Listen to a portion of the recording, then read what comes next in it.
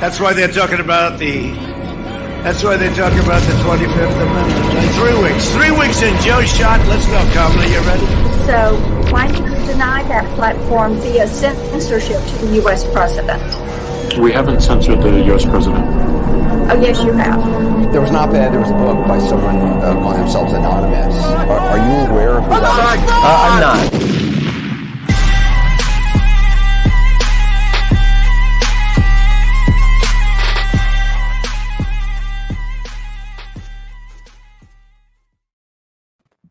Assalamu alaikum wa rahmatullahi wa barakatuh.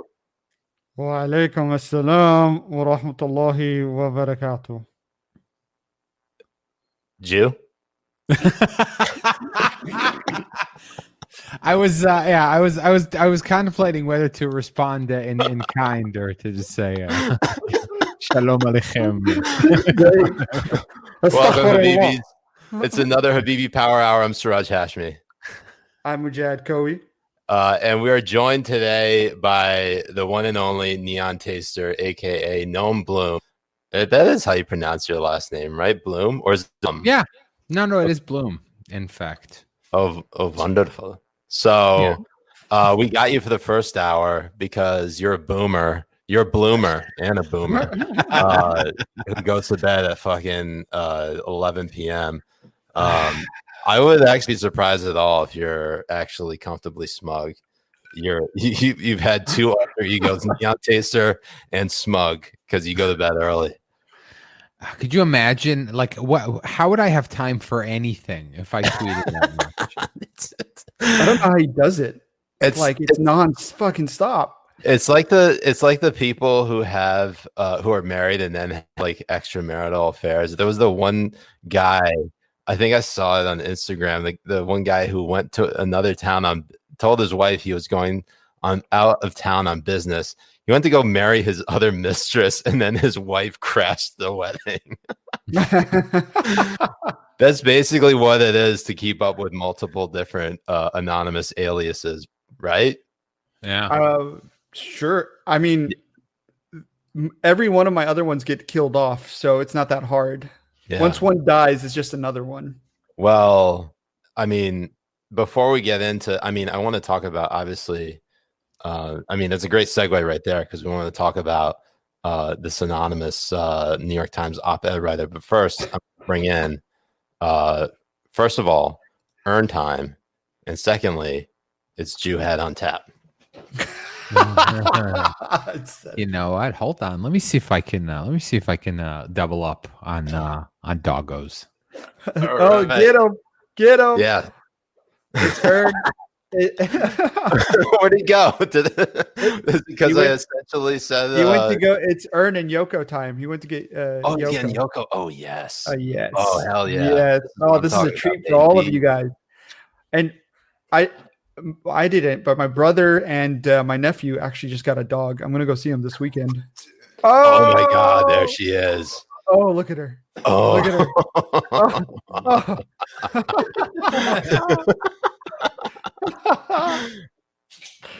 Oh my God. Oh my God, she's so not into this. She's so not into it. Oh man. Stupid. She's too big for your lap now. That's crazy. Come here. She's all happy, like, oh, we're doing a thing. She just doesn't understand. We're streaming, baby. Let's go. You dumbass. So okay, the biggest news of the day, so no, we always start off by talking about in Jihad on Tap. I'm doing this exclusively for you because you're our first ever Jew on Habibi Power Hour, and this is the solidification of essentially 100% Middle East peace via the Abrahamic. To that. Yeah, exactly. The Abraham Accords. Yeah, there we go. Anyways, so the biggest news of the day, which is very in the beltway and probably doesn't matter at all, but we still got to talk about it anyways, is this New York Times op-ed writer who was published as anonymous, a senior White House or a senior Trump administration official. Turns out the guy like basically signed the contributorship deal with CNN months ago, and we knew his name, but we never connected the dots until today. The dude's name is Miles Taylor, and let's just I want to just focus a little bit on how this all came to be. So he had an op-ed article in 2018 titled "I am part of the resistance inside the Trump administration." I'm gonna actually try to do a screen share real quick of this particular Chrome tab. Jeffrey Toobin moment coming up. Here we go. He's got inside going on. Hold on, I'm just gonna turn my camera down for a second. Well, if I turn my camera down, it's just on Earn, and I guess nobody would believe that's my D size. Mine's at least like 1/69th his size. Oh, nice. Anyways, so he writes this article in September 2018, titled "I am part of the resistance inside the Trump administration." With the subheader, "I work for the president, but like-minded colleagues and I have voted to thwart parts of his agenda and his worst inclinations." Just basically admitting he's part of the deep state. And of course, you see this little editor's note confirming. Let's zoom in a little. On October 28th, Miles Taylor, who left his position as chief of staff in the Department of Homeland Security, made his public authorship of this article. While the Times has a strict policy of protecting its sources, in this case, he personally waived our agreement to keep his identity confidential. We can confirm that he is the author. First of all, to you, Noam, what was your immediate takeaway when you saw this? Well, so the thing that really bothered me, because the thing that obviously I do, a lot of people do this, is when something like this comes up, the first thing that comes to mind is I got to look at old tweets, right? I got to see what people were saying at the time. I want to see who called this and whatever, because I knew So I went back and I was just looking at some tweets and what it turned out. The thing that jumped out to me was that he was already publicly out there saying sort of these same things before he revealed himself, and he had denied publicly. Like, I found a clip of him denying publicly that he was anonymous. He apparently did it in more than one interview.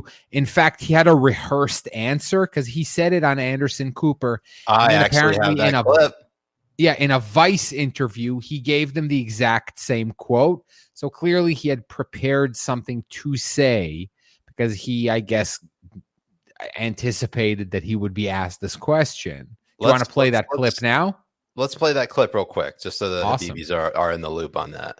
As you mentioned, the president's mental acuity was discussed daily by senior members in the administration, including those in the cabinet. I mean, there was that story early on about the 25th Amendment having been discussed. Was that ever something that you became aware of?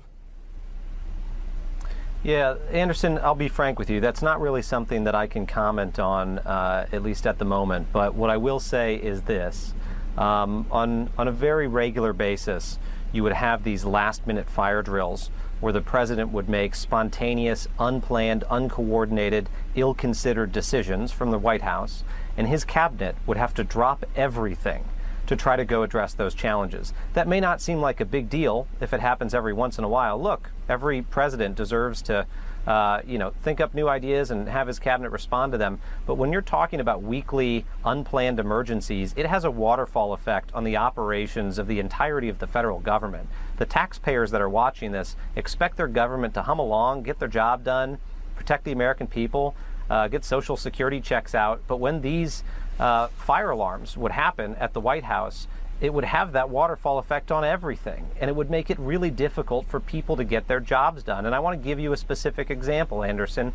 We do a lot more at the Department of Homeland Security in this country than just protect the nation's borders. It's a very important mission, but it's only part of the mission of the Department of Homeland Security. DHS is responsible for stopping cyber attacks, terrorist attacks, nation-state threats from foreign foes.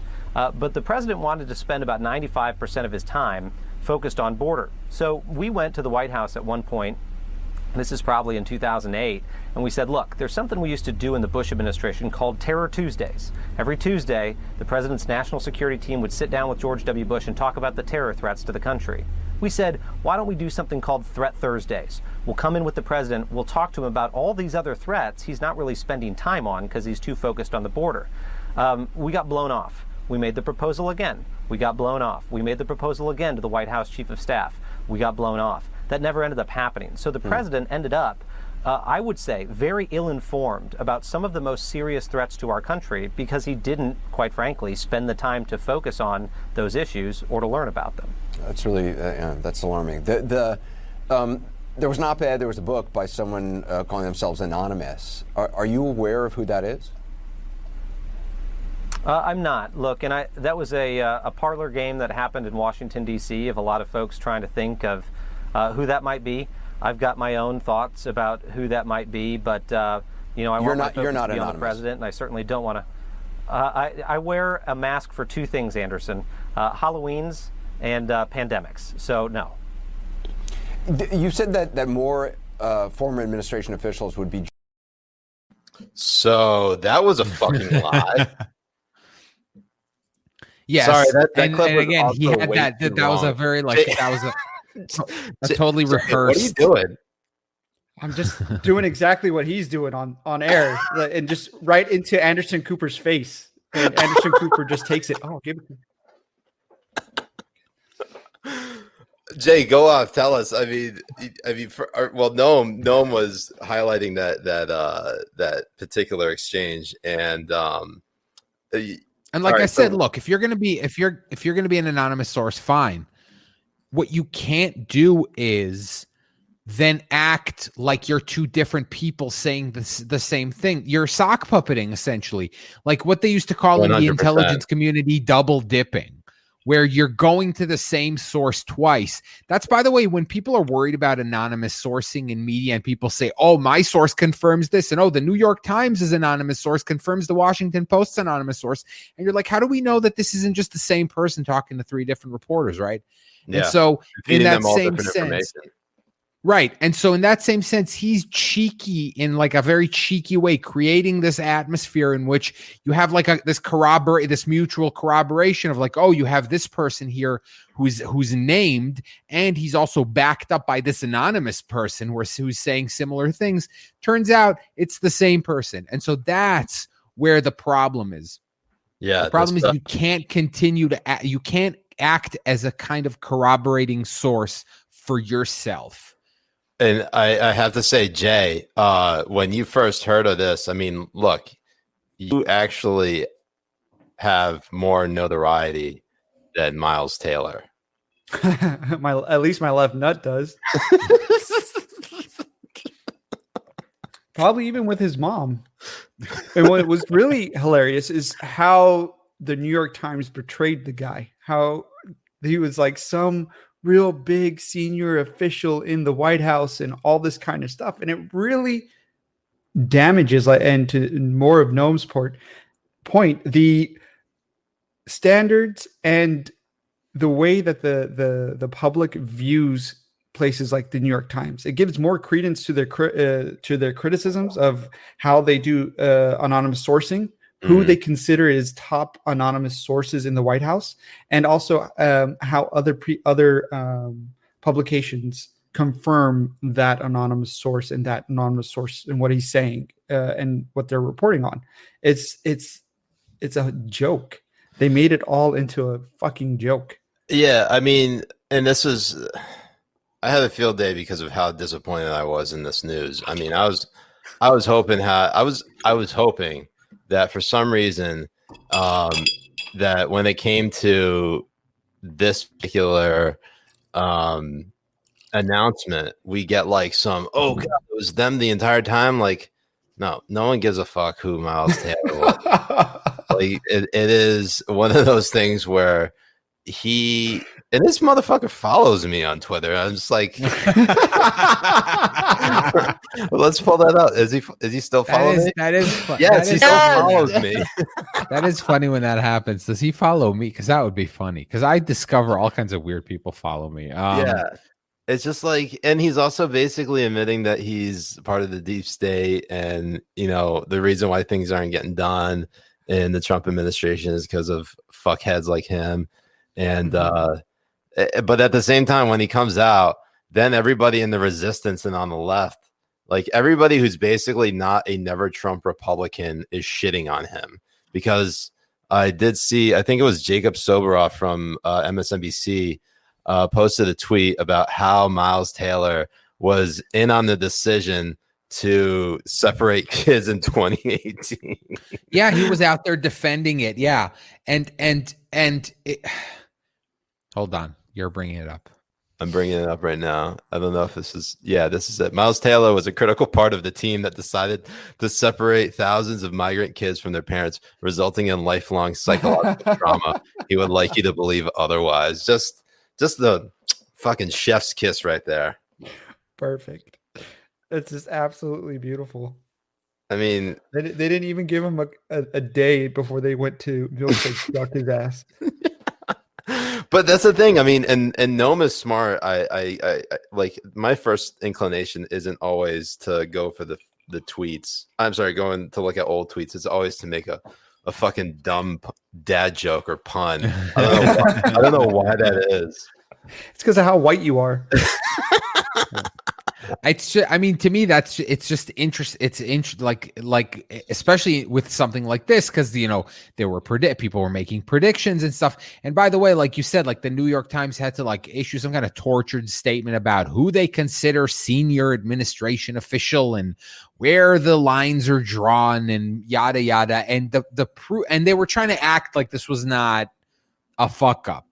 Mm-hmm. Like, oh, we should have been a little clearer. But again, if everybody thinks it's someone super, super senior, specifically because of how you framed it, and specifically because they gave him anonymity, because when I went and read old takes, because who the fuck remembers September of 2018? Right. Yeah. Really, I can't remember what happened 2 weeks ago. Well, I will this say, goddamn year. I think in September 2018, it was just around the time that Christine Blasey Ford came forward. I think it was just maybe like a week or two before that. Interesting. I remember that but when I went and read old tweets, what I saw at the time was people were saying they would only grant anonymity like this to someone super senior. Like a lot of the takes at the time said this. This is how we know that it is actually someone very senior, not just because they're saying senior administration official, but also because they're letting them remain anonymous like this. And they wouldn't have, and I think like Chris Cillizza, who's like, again, the worst analyst in media, had this list. He had like a top 10 list of who it could be, and it was like not even close to any of those people. But I will defend him this one time in history, which is like he was led astray. It's like how, like a plane crashes and they try to they figure out where to search the ocean based on like the trajectory of the flight. But like if the plane takes a left turn, you're searching in the complete wrong area. And so it was like the New York Times like set people down this completely other track because of how they framed it. And clearly, come on, who are they? Come on, seriously. Are we really supposed to think that there was some process behind this other than this is going to sound way juicier if we say senior administration official? Yeah, it's so stupid. I'm looking Come on, like I can totally envision the Slack conversation that birthed that specific title. What should we call him? Administration official? Homeland security official. No, that's too far removed. We gotta keep it close. Administration. Trump administration. It's so bad too. And like it's like I could totally I could totally write the script, the Aaron Sorkin script for that Slack chat. Right. And God, that fucking joke. And the best thing about it now, the cherry on top is he's a CNN contributor. Yeah, yeah. That's amazing. That's fucking amazing to me because now you don't have Brian Stelter, who is supposed to be a media fucking journalist and not a, Fox dick sucker, not going in and reporting on something like this. Like this is, I think, Well, and they said we didn't. They said we didn't know, which okay, but like we know again, now. We fucking know now. That's the thing. Like I'm saying, like report on the way that they mishandled it. I'm just sorry. I'm just looking at the comments right now. Yeah. I'm sorry. Siraj, you're making us seasick with the scrolling. I'm sorry. I was trying. I thought this George Conway tweet was right near the top because he was talking. It was like such a big hot of the day. I couldn't even see all these comments. I was not. I had something else open. I had LB is like, Siraj, stop scrolling on Maine. Carlos, hey Carlos, welcome back, Habibi, Los Bibi, Siraj. This is terrorism. And then Billy Fitz says, Siraj, I don't care about the scrolling. Stop making me look at George Conway's tweets. Okay. The reason I bring up George Conway is just to highlight that this was the original tease for today. Was George Conway saying, I had an amazing conversation this morning with Anonymous. Anonymous is a true patriot. We'll all be hearing a lot more from this person very, very soon. First of all, fuck you, George. Well, and you're supposed to be offline trying to. That's exactly it. Like we've been hearing from this person already for months now. Yeah. Like that's like what is he fucking like talking they don't about? shut the fuck up. Right. He doesn't. Not at all. Same with George Conway. Isn't he supposed to be like at home chilling with his family, trying to patch up whatever the fuck he basically took a week off. He took a week off. Did you see that I dug up his I found some service that shows how many tweets a day somebody tweets. And I looked at the graph. And so he was like, I'm going on a break. And there was like a week long kind of lull. And then it just went like zip, right back up. Man. It was like, well, enough of that. Well, my family is healed. Yeah, it's only worth a week. That's how much I love my daughter and wife. 1 week worth. And then all that shit happened. And then all that TikTok shit happened after that. Like after he came back to Twitter. Mm-hmm. God, and he didn't take another time off for him. And I think Kelly, we don't see much about her, much on her. Like, has she been doing TV hits? Has she been on Twitter a lot? Has she been? Why was she? She completely left. She's already left. Oh, yeah. Got it. Yeah, got it. I didn't know. I thought she was. Oh, yeah. I misunderstood. I thought she was her most recent media appearance was yelling in a TikTok video. That was pretty great. She's like, "You lied about fucking COVID." Yeah, that was beginning of October. She had a guest. She had a guest spot in a TikTok video. You got Cameo and TikTok. The two. It's just amazing to me how much George was jealous of Kelly. Like how I must have killed him on the inside so much. I can't imagine. Wasn't there a show like that? There was like a TV show like that. It was called like not Scandal, but something like that, where one of the husband was like a scummy defense lawyer, and the woman was like a TV host who was like, one of those like fight for the downtrodden kind of TV host. And so they would like butt heads in public, but then like have a romantic dinner together in the evening. And you're like, this is so dumb and contrived, and this would never happen. And yet here you have this like weird situation where it's kind of happening. Yeah. Well, I just want to say, Neon, you're getting calls. We want Yoko. Well, she was barking, right? YOKO. It's more Yoko. Yoko. Okay, I'm gonna. Yoko. Okay, you're gonna have to get Yoko. Okay, so keep talking. Keep talking. Wonder Kimmy has posted at least 3 different comments in the last 4 different comments of Yoko. It's a beautiful dog. Yeah. Ernie's chilling under the desk. I guess we need to bring him back up. Ernie, you want to come back up? Come on, bud. Here, let's do it. Let's do this. New banner time. Do it. God damn it. I need a dog now. Yeah, you do. Boom. We got a pet bull back at home. Just got him, little puppy. I'll show some pictures this weekend. Yes.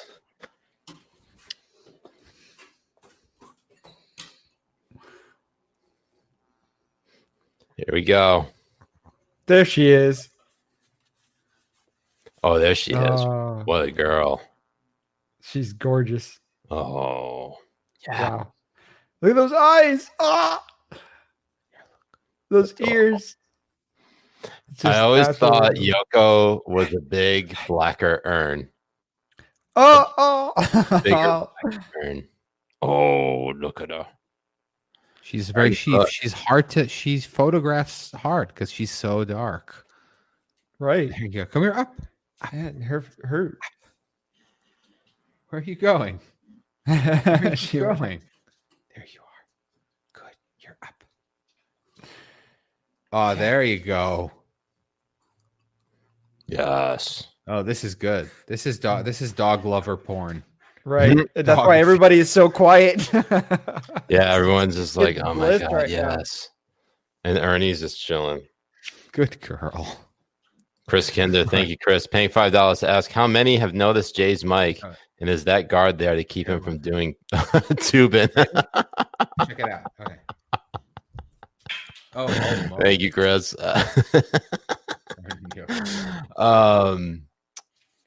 Imran, where's Imran? I saw a comment from him. Oh, good one. She got it. What is the crew's bev of choice tonight? I'm drinking a Bullet on the rocks. I'm going with one of my favorite bourbons, Angel's Envy. Actually, nice. I got the tattoo of the angel wings you see in the back here. You got it on your ass? Not on my ass. It's on my left nut. No, it's actually right over here. I actually need to get more tattoos, but I got one right here. Got a tattoo? It's funny. I got a tattoo. My dad has no idea. But oh man, you're still gonna get this. He does now. Oh shit. He doesn't watch my show. Yeah, same with my Bubba. How could I make him even less proud of me is if he watches the show. Yeah. What about you, Noam? What are you drinking tonight? I'm drinking a Makers and Coke. Oh, there you go. Makers and Coke. Yeah. Well, no judgment here. It's okay. I was drinking what's it called? A wild turkey water, honey. The honey wild turkey. Oh yeah, sure. Well, I was showing you guys before. I'm stocking up for next week.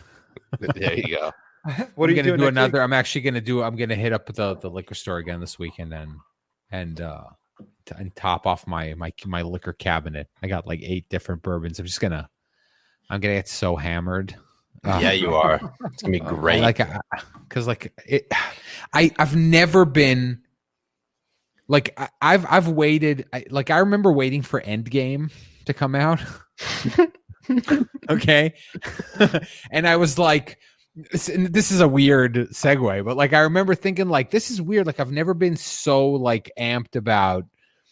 Maybe for The Last Jedi too, where you're just like, this is weird. I've never felt like so anticipating a movie, and that's nothing. This is like I can't sleep. I'm like, fuck, what's gonna happen?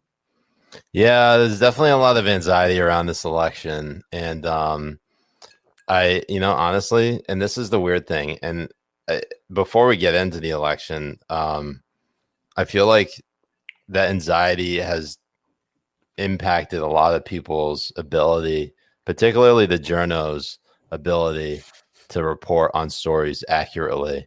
And even something as simple as this Walter Wallace shooting in Philadelphia.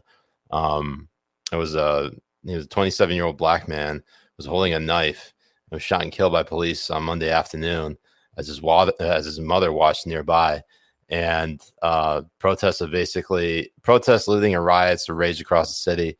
And we're seeing like people on Twitter, and I'm going to try to pull this up without scrolling because everyone's going to get seasick, is that do it. There are reporters like this, Alexander Nazarian or some dude like that, trying to pin the blame on conservatives for amplifying coverage of the looting. And now it's a lot of it's starting to click, where you look at this and, maybe it was Eric Lipton. Yeah, it was Eric Lipton. Here, let me pull. Yeah, I know Nazarian was talking about. He was talking about the Russian disinformation or whatever. Yeah. So let me pull this Lipton. Yeah, it was Lipton. So he says, let me get rid of the banner. Watching my Twitter feed since last night, very notable the intensity of tweets from conservative voices looking to amplify / draw attention to looting in Philadelphia. Yes, it happened. New York Times covered it as well. Just remarkable how conservatives want to elevate it. Like, okay, look at the other side of that coin. Look at like everything that happened from George Floyd to Jacob Blake in Kenosha. There was, arguably a lot more rioting and protesting after George Floyd that was widespread, but like Philly, I think Julio Rosas was saying that this is just as bad as what happened in Minneapolis when he was covering it. Mm-hmm. And it's just hard for me to believe that people want to bury this because of we saw the polling after Kenosha, and Don Lemon sort of like giving the game away that because of the bad polling towards Democrats, all of a sudden you have to have, Democrats started condemning all of the rioting and looting. And I can't help but think that maybe they're burying a lot of this because it hurts Democrats. I wouldn't doubt that at all. It's the same thing that they're doing with the Biden story too. They don't like to report on things that really would damage polling for Democrats. And the same goes for looting and lawlessness. They didn't report on much of anything during Minnesota and all that kind of stuff until one of their reporters, I think it was in the New York Times, who was actually out there reporting on how bad it was. And he barely got any retweets from the people who even work at the New York Times to elevate the story. And you had people in Minnesota, for example, I'm going to use that have completely destroyed the whole neighborhoods. That's going to take decades to get it back to normal. And you had them reporting about how property isn't as important as lives and all this kind of really garbage narrative rhetoric that they were trying to push. And for Eric to state that they're trying to amplify looting, it's trying to negate everything else that's happening there. There was a tweet, a video of Orthodox Jews getting attacked by the BLM protesters just for being Jews. They started throwing anti-Semitic statements at them and all this kind of stuff as well. I quote tweeted it, tagging Eric in it, saying, "Don't retweet this because he doesn't want to elevate this type of rhetoric because it goes against the narrative of the New York Times and stuff." Mm. It's like, are we not supposed to know these type of stories? Are we not supposed to see this side of what's going on? Yeah. Even Marianne Williamson, the Orb Queen, Eliana Montezella, sorry if I fucked that name up, my apologies. Marianne Williams tweets out, "There are people in this country more concerned about a Walmart being looted than about an innocent man being killed. Many of them tout the Bible, but thou shalt not loot is not in there. Thou shalt kill sure is." Of course, Marianne, it's definitely not in there. And then she tried walking that back, saying, "Actually, thou shalt not steal is, of course, in there. But my point about priority remains the same." Which one is higher on the list? Yeah. But I'll tell you what, one of the things, this is like a very under-discussed thing, and it's something that's been really bugging me this entire time.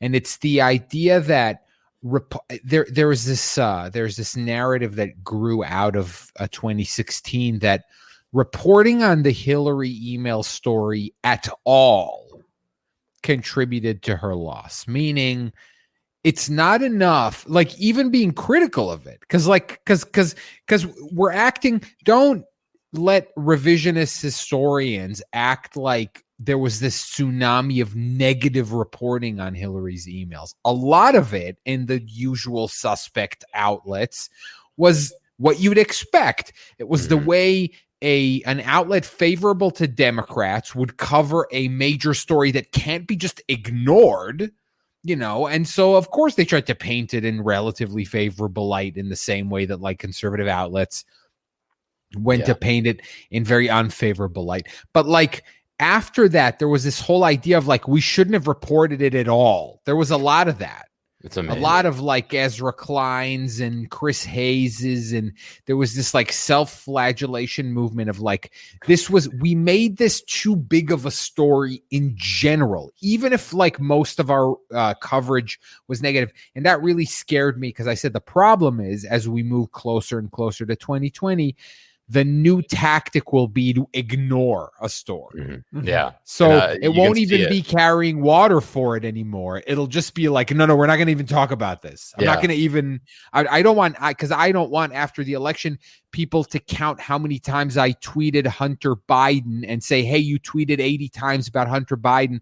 And I don't care if it was to say that the story is irrelevant. It still helped the trend on Twitter. And therefore you're responsible for Trump's reelection. Fuck you, like that's. Well, hold on, because you bring up a good point. Because as everyone knows, it is going to be the Jews' fault. As everything tends to be. Yeah. I washed my car the other day, and now there's fires, and it's ashy. It's all ash. Why did you do it, your buddy Seth?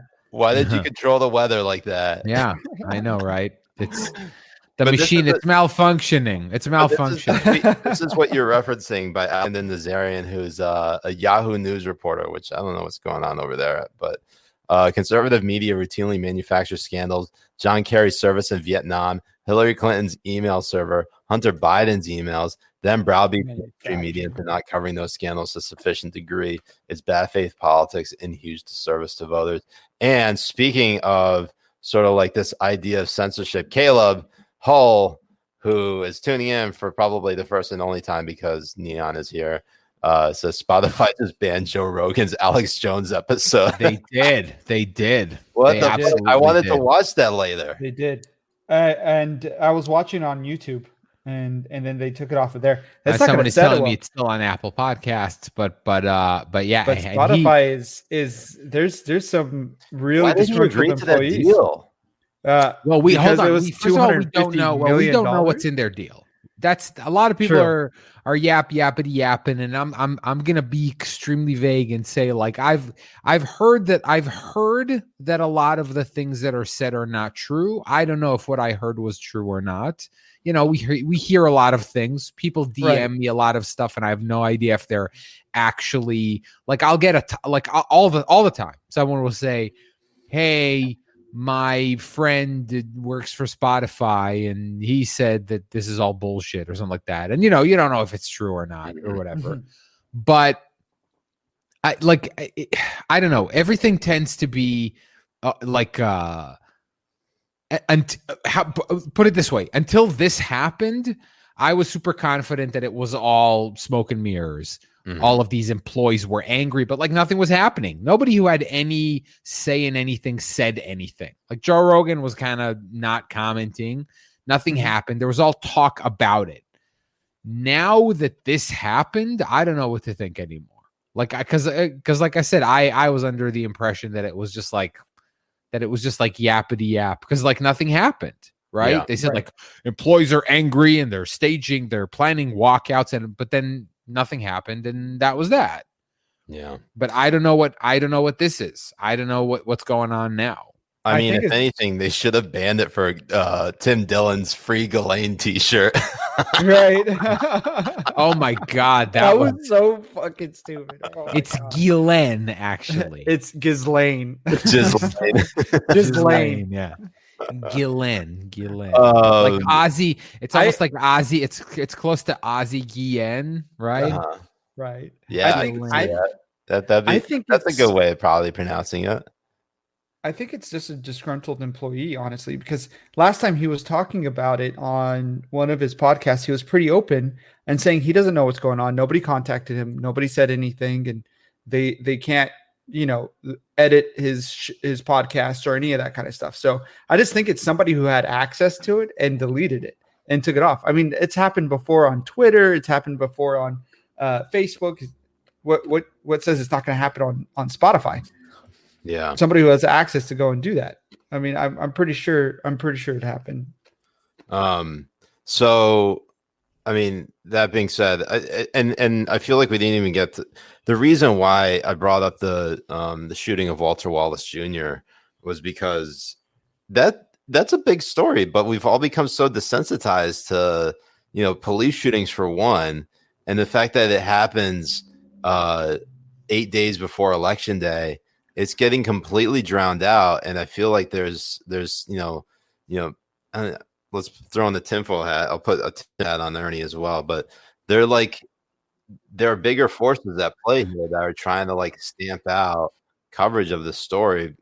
I know there's got to be an investigation, but you're not seeing the level of outrage on something like this, as you would say, for say Jacob Blake, or for George Floyd, or for Ahmaud Arbery, or for Breonna Taylor. It's just not that. I don't feel while the may be localized in the city of Philadelphia, I'm not seeing that sort of similar sentiment, throughout social media or throughout the nation. It's puzzling to me. Is there fatigue? Is fatigue an element of this? Is the circumstances of this specific thing an element of this? Is it a combination of everything? Is it the fact that the election is right around the corner and everyone's no, go Yeah. vote. Don't go protest.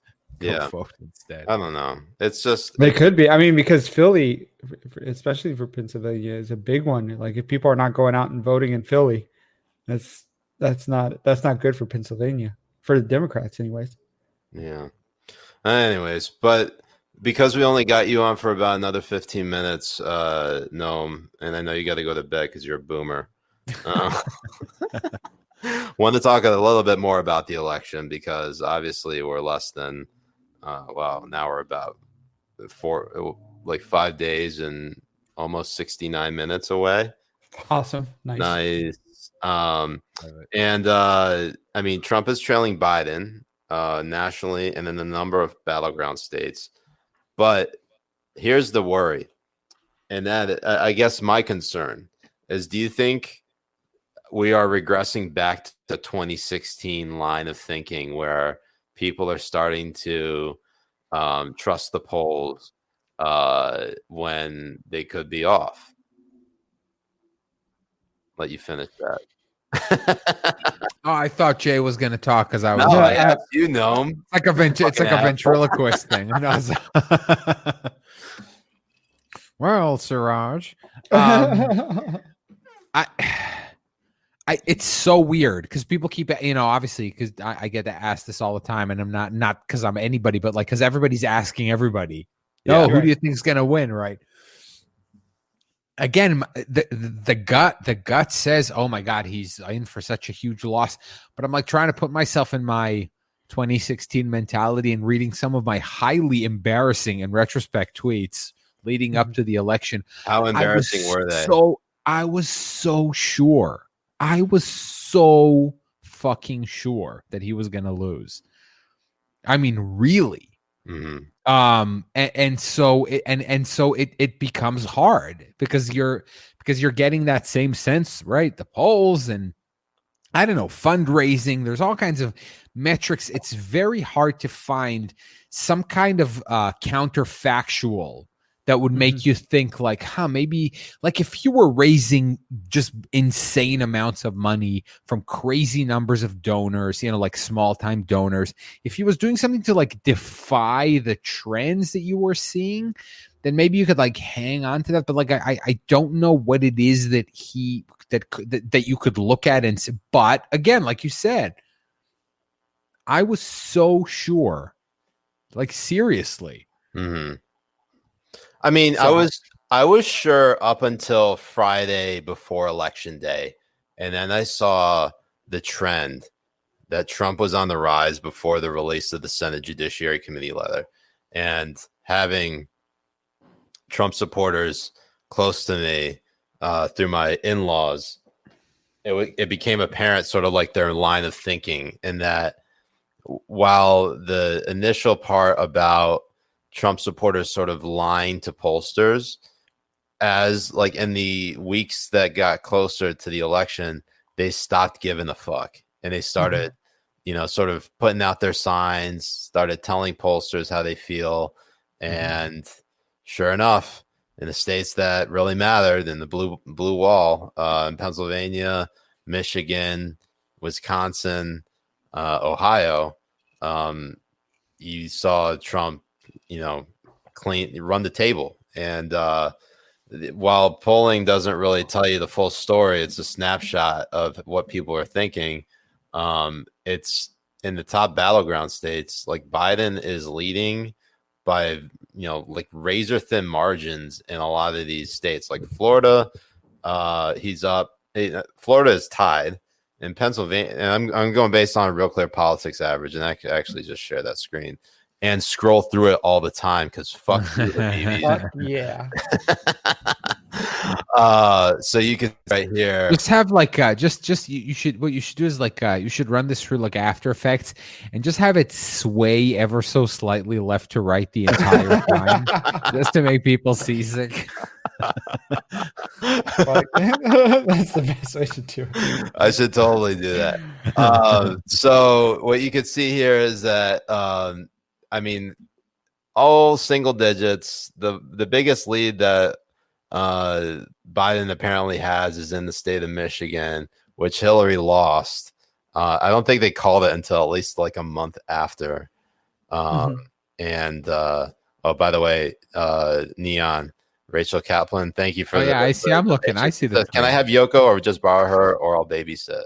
Are you local to me? I could use a dog sitter once in a while. Look at that. We got a job opening. We're creating employment opportunities. creating jobs. Jobs. But yeah, I'm very hesitant to trust the polls, because people lie all the time. And when it comes to Trump, when the option is telling anyone that you're a Trump supporter and basically becoming ostracized or shunned by society, what is the benefit of doing that? You might as well just lie. Right. There's no benefit to it, and especially I think because was it Luntz who said that if Trump gets reelected, that's the end of political polling? Yes. He did. It was Frank. He said his career is over. I guess polling is over. Have you seen that dude's his replica Oval Office in his home? Yes, it's like $3 million. Oh yeah. Oh my God, that was so weird. But what's that pollster's name who ate a bug? Because he said he would eat a bug if Trump won. What's that guy's name? Oh yeah, I'm sure somebody in the comments will know. I don't know, but I know the guy who isn't Nate Silver, right? I know Dana Milbank ate his column because Trump won. He said he would. Yeah, that's right. He did say he would. He did. He basically Dana Milbank ate his hat, I believe, is what he did. No, I think he actually ate a copy of the Washington Post, and it was a copy of the Washington Post. No, yeah, but there was one of those posters ate a bug, ate like a cockroach or something like that. Huh. Holy shit! I don't doubt it. I mean, because they were so sure. They were so fucking sure that Hillary was going to win then. And so I wasn't as plugged into. I wasn't as plugged into like DC people as I was in 2016. Like, in fact, I wasn't at all. Like that was before. And so yeah, like I wasn't aware really of what Siraj is describing, like where there was this. There you go. It was Sam Wang who ate a bug. Sam, who? Sam Wang. You're saying, what about Sam Bug? Did he eat a wang? Yeah, he ate a wang, yes. Ba-dum-bum. That's good. That's your dad jokes for you. Well, it's not. I know that eating a bug is not a huge deal, but then the point was just like the idea of like making these crazy proclamations, like I will eat a cockroach if Trump wins. Like that's how sure I am. So the reason, and this is what we're gonna do. And Neon, you're more than welcome to participate in this as well. But basically, Jay and I are putting a little wager together, based on whoever gets the closest prediction in the 2020 election on the Electoral College map. So you can here's what we're gonna do.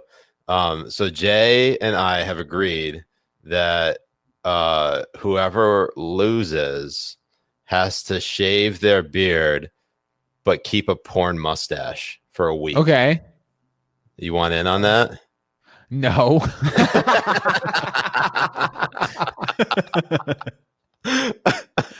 Are you sure? Absolutely not. I go to the dog park like every day. Are you crazy? Are you sure? No, I'm also like, the thing is like, this is something I'm not, like, I don't understand enough. Like, I don't fucking know who's going to win Wisconsin or Michigan or North Carolina. Mm-hmm. I have no idea. Like, that's the thing. Like, I went on a rant like recently about how my thing is always how are politics covered more than politics themselves. I don't understand like state races and shit. Like my friends who are like in politics and stuff, like we'll talk about, oh, this senator and this this race for this district. And I'm like, I don't know any of that shit. Like, talk to me broad strokes, but like the thing I understand is like how these things are covered and whether they're covered in a fair way or not. So that's what I talk about. Because people often say like, oh yeah, it's all the media's fault. And I'm like, no, but I understand media more than I understand the text of a Supreme Court decision. Like, but yeah. I can understand like whether or not that's being like that Supreme Court decision is being conveyed to you, like the point of it in an honest fashion.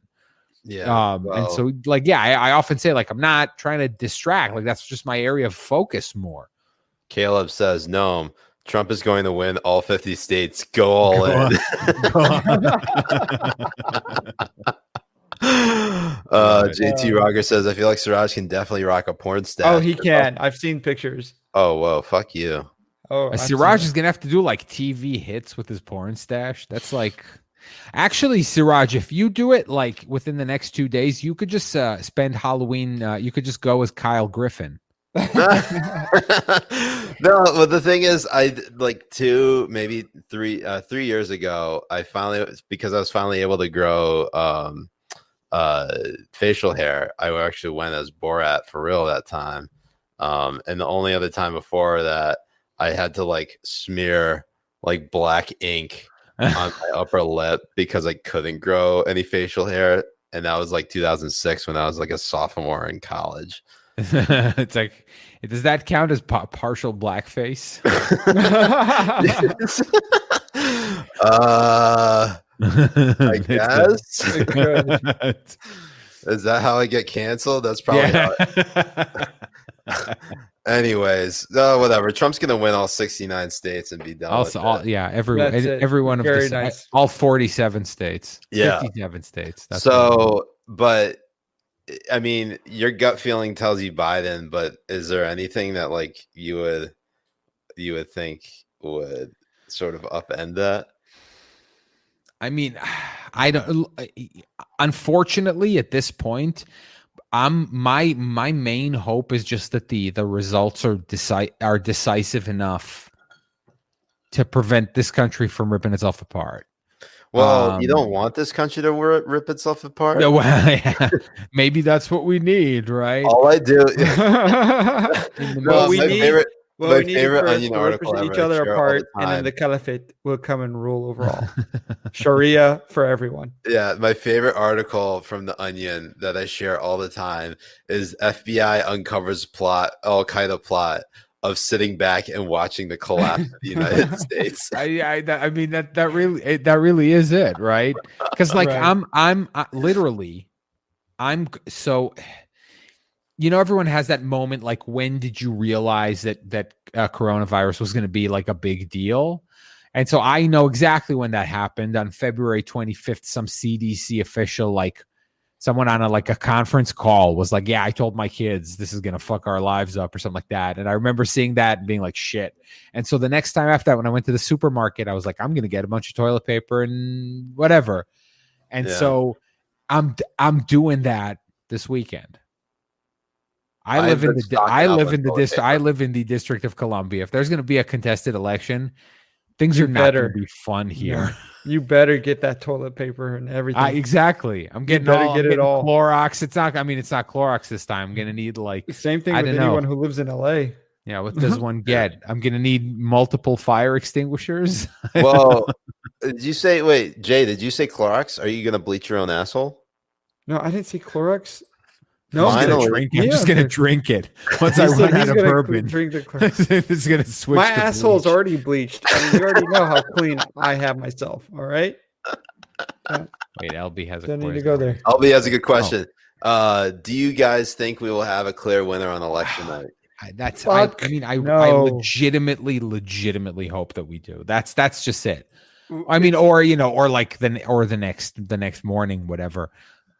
Again, at least whatever it is, even if it's one of those popular vote, electoral college, even though I really hope that doesn't happen either.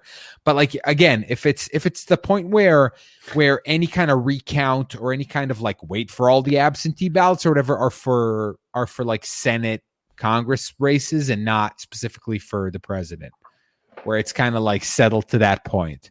Yeah. Because see, that's where I don't understand states on a very granular level, where I can be like, well, if Biden wins these 4, then it doesn't matter, what Trump wins.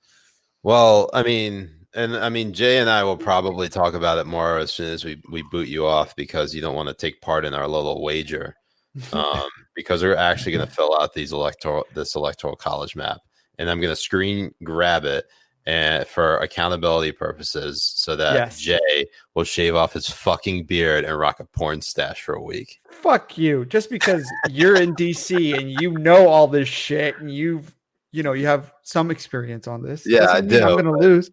I got my gut. All right, and my gut right now says I need to eat some ass. But let's go on. I don't know. I think you with the mustache, you'll look like a young Bashar Assad.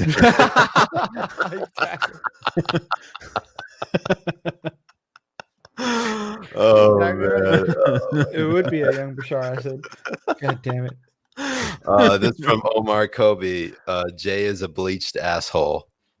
Thanks, brother. That's my actual brother. This is his actual brother. He's been helping us quite a bit on Habibi Bros. Nice. Yes, he has. So, I'm curious. So, if your gut tells you that Biden's going to win, what about the Senate? There's a 53-47 advantage for Republicans. Do you think they hold it? I don't know. Something doesn't seem like they will, but that's the interesting thing. It'll be interesting to look back right after you see the result and try to analyze whether how I'm feeling right now is just the result of being immersed in this this aura of wishful thinking, negative wishful thinking, where everyone really wants Republicans to both lose the White House and the Senate, right?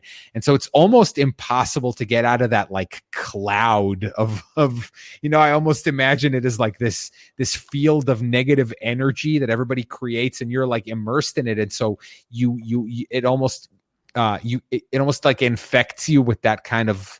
That I won't say pessimism, because I don't really have a horse in this battle, but I mean in the sense that the Republicans are totally doomed and it's just going to be a historic level massacre. And I don't know how much of that again is accurate and how much of it is this this like combined willpower where everyone's just like squeezing hard and is like trying to, you know, will it into reality. Yeah. It's tough for me because you know, the Senate is way more unpredictable than the president. I mean, like, you have very much a binary choice for president, but with all of these other characters in all these tough states, I mean, Colorado with Cory Gardner and John Hickenlooper, Arizona, Martha McSally and Mark Kelly, you know, where else? Georgia, you have 2 Senate races going on. Iowa, you have Joni Ernst going up against I forgot her name. I forgot her challenger's name. I'm sorry. I don't know everybody's name. I'm sorry. And then Susan Collins in Maine going up against Sarah Gideon. It's Jerry. Is it Jerry Peters? No, Gary Peters. See, this is what happens when you're friends with a bunch of NRSC people. That they start saying Jerry Peters, and when it's really Gary Peters, and you end up start saying Jerry Peters. Thanks a lot, Matt.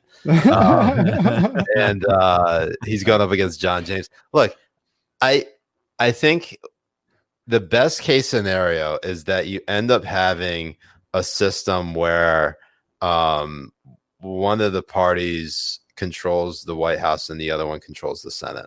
That seems to be like the best solution, where nothing gets done. Like, we're just constantly in political gridlock. And that's hilarious. Where like that's the thing you're yearning for, is like, can we just like have gridlock for 4 years? Can we just stop doing things? I know we want the government to get shit. Stop getting shit done. Look, there's a part of me that, like, I see the pros and cons of both sides winning, because I know for a fact that, like, I'm like you. I don't have a dog in this fight. I obviously just want the best for the country. But, you know, if Biden wins, Jennifer Rubin will be happy, and I can't have that. No. God damn it. Fuck Like, the Jennifer resistance Rubin. will be happy, and that's a non-starter. It's difficult. It's difficult. There's going to be a lot of undeserving people are going to be very happy. I know. And that's what's really annoying about it. Yeah. But how about this? On the flip side, like, if Trump wins, you don't think people are going to be fucking obnoxious? Ernie's acting up, but I'll be right back. You guys keep talking. Okay. No, I think they would be. I think the main thing is that the people like Jennifer Rubin, people like Lincoln Project, all these people, they better hope and pray that Trump wins, because if Biden wins, their jig is up. People don't like them anyways. They only get retweets because they're resistance Twitter. That's it. I don't think anyone's going to give a shit about what they have to say afterwards. Wait, I'm gonna play host, and because Siraj is not gonna bring this up because he's not here. Sarah Jacob says, because she has the comment. I'm going to pick up my voter ID at my parents' house and vote in person in Brooklyn tomorrow. Going to wear my I voted socks and live tweet. Nice. I like it. That's going to be. Oh, there you go. Thank you. Oh yeah. Sarah Jacob says, going to pick up my voter ID at my parents' house. I just read it. In person in Brooklyn tomorrow. Going to wear my I voted socks and live tweet. Hell yeah. He's like he's all into like host mode and shit. Like, he's not gonna hear it. Jump in. Thank you for jumping in on that, Neon. Maybe I should replace Jay with you. Oh wow. Siraj about to bust into a Jews will not replace us channel. Yeah, exactly. Hear it a little bit. Oh man. What a lot I leave. Oh man, that's too good. All right. Real quick before we let you go, no, I want to ask you, because this is a big week, and this is completely like gotten buried already. This happened on Monday, 2 days ago. Amy Coney Barrett confirmed to the Supreme Court she becomes. Oh yeah, remember that? Yeah, remember that? That was 2 days ago, and everybody forgot about it. Amy Coney Barrett becomes the 5th woman to be confirmed to the U.S. Supreme Court. And I just want to ask you: are we all second-class citizens now? Yes, I'm. I mean, it's good. I mean, I can act like the superior to women that I always wanted deep down as a as a product of the white patriarchy, I always wanted to use women as instruments for reproduction and cooking and cleaning. What's I wild got to so me- sad, by the way. Like, the Girl Scouts tweeted hey, the fifth woman on the Supreme Court, hooray. And then they had to delete it because people got super mad. It just made me sad because it was so anodyne. And I'm just like, we're not the same country. We're not one country anymore. Right. If you can't even do that, if you can't be like, hooray for women, hooray for women. It's disgusting. And then they're like, oh, they tweeted this and it's like to keep into the patriarchy and blah, blah, blah, blah, blah. It's such a stupid argument that they have to say. And it's sick. I think these people, honestly, to me, they're very, very sick. Very sick. Like they need help. Look how milquetoast. Look how vanilla this is. I mean, this is so vanilla. It's so literally for everyone who's listening or can't read or blind. Congratulations, Amy Coney Barrett, on becoming the fifth woman appointed to the Supreme Court since its inception in 1789. And it highlights all all five Supreme Court justices who are women. It's like I said, it just made me sad. It didn't even make me angry. Like I just went like, oh, God damn it, man. And the thing is, and I think about this a lot because this is such a it is a milquetoast tweet, but people would be clamoring me to put this on the list because it's a bad tweet. I don't think it's a bad tweet. It just hurts their reputation. And I've gone back and forth on this. I don't think it hurts their reputation. But they did it, but they have previous ones.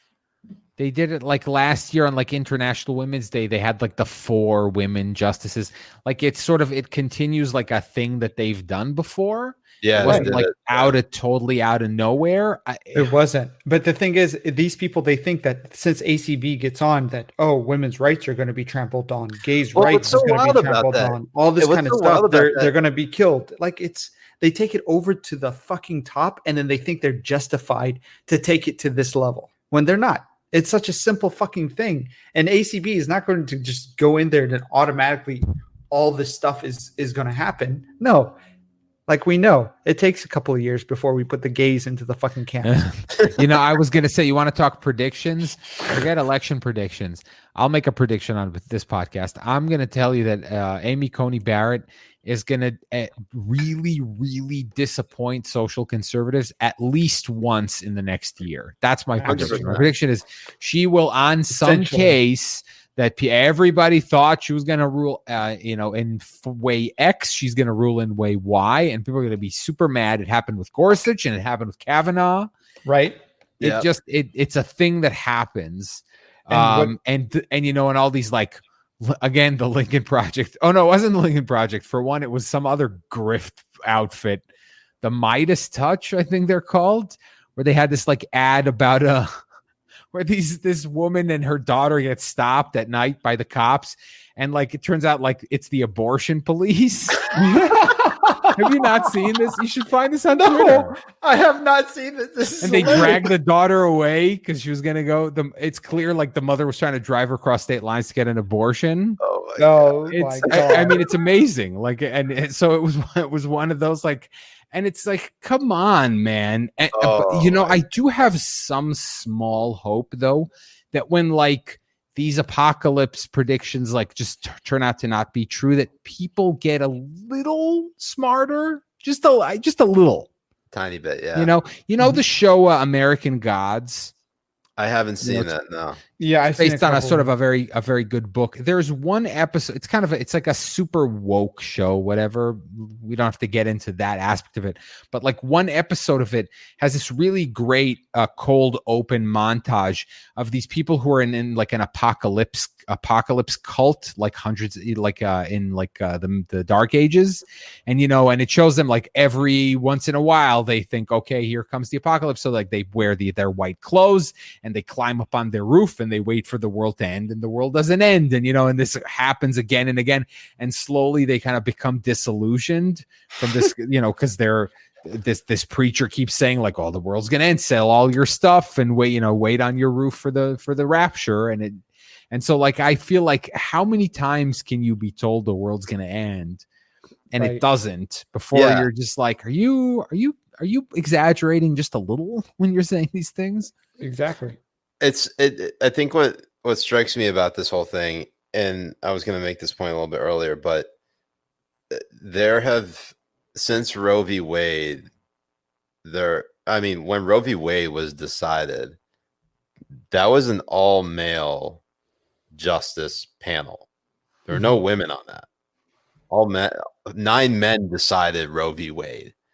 And so just because one woman who's conservative and an originalist and textualist decides, she's Catholic, she doesn't decide that, but she's Catholic, and abortion, she follows the catechism, human life must be protected from its instant conception of and if a case ever came forward that challenged abortion, which they're talking about, there's what I think a case in Mississippi that's being posited to the Supreme Court as being taken up. I even then think it won't. It really will depend. I don't know if that will actually strike down Roe v. Wade. I don't know. Think so either. That's the thing. It's hard to predict, obviously, this shit, what happens in the future, but like even then, the case would have to be so clear cut.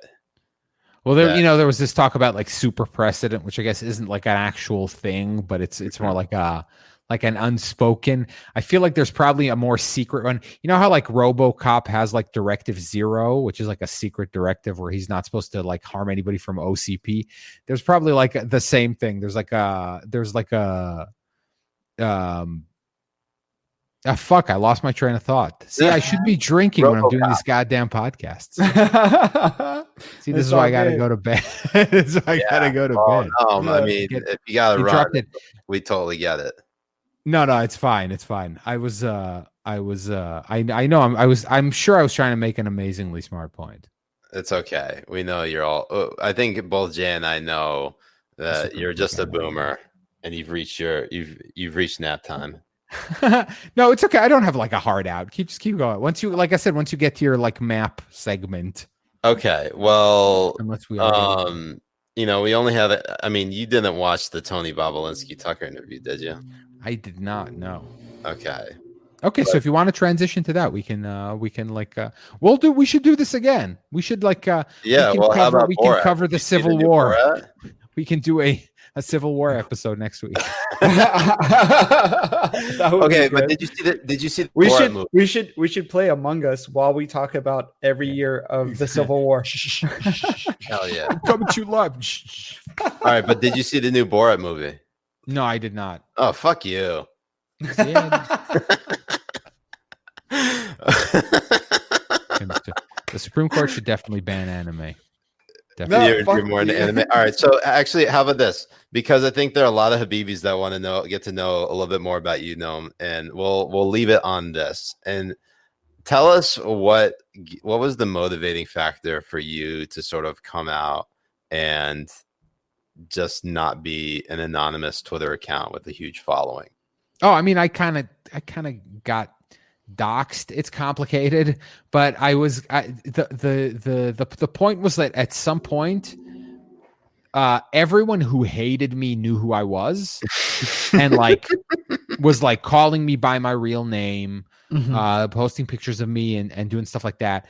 And so it created this like bizarre situation where like I was only getting shit for it and not trying to use it for my advantage, like to increase my profile. I don't know, whatever. Like even without using my name, like my name got around, like people know who I am. And even before like everybody knew when it was like public info, word spread through certain circles about who I was.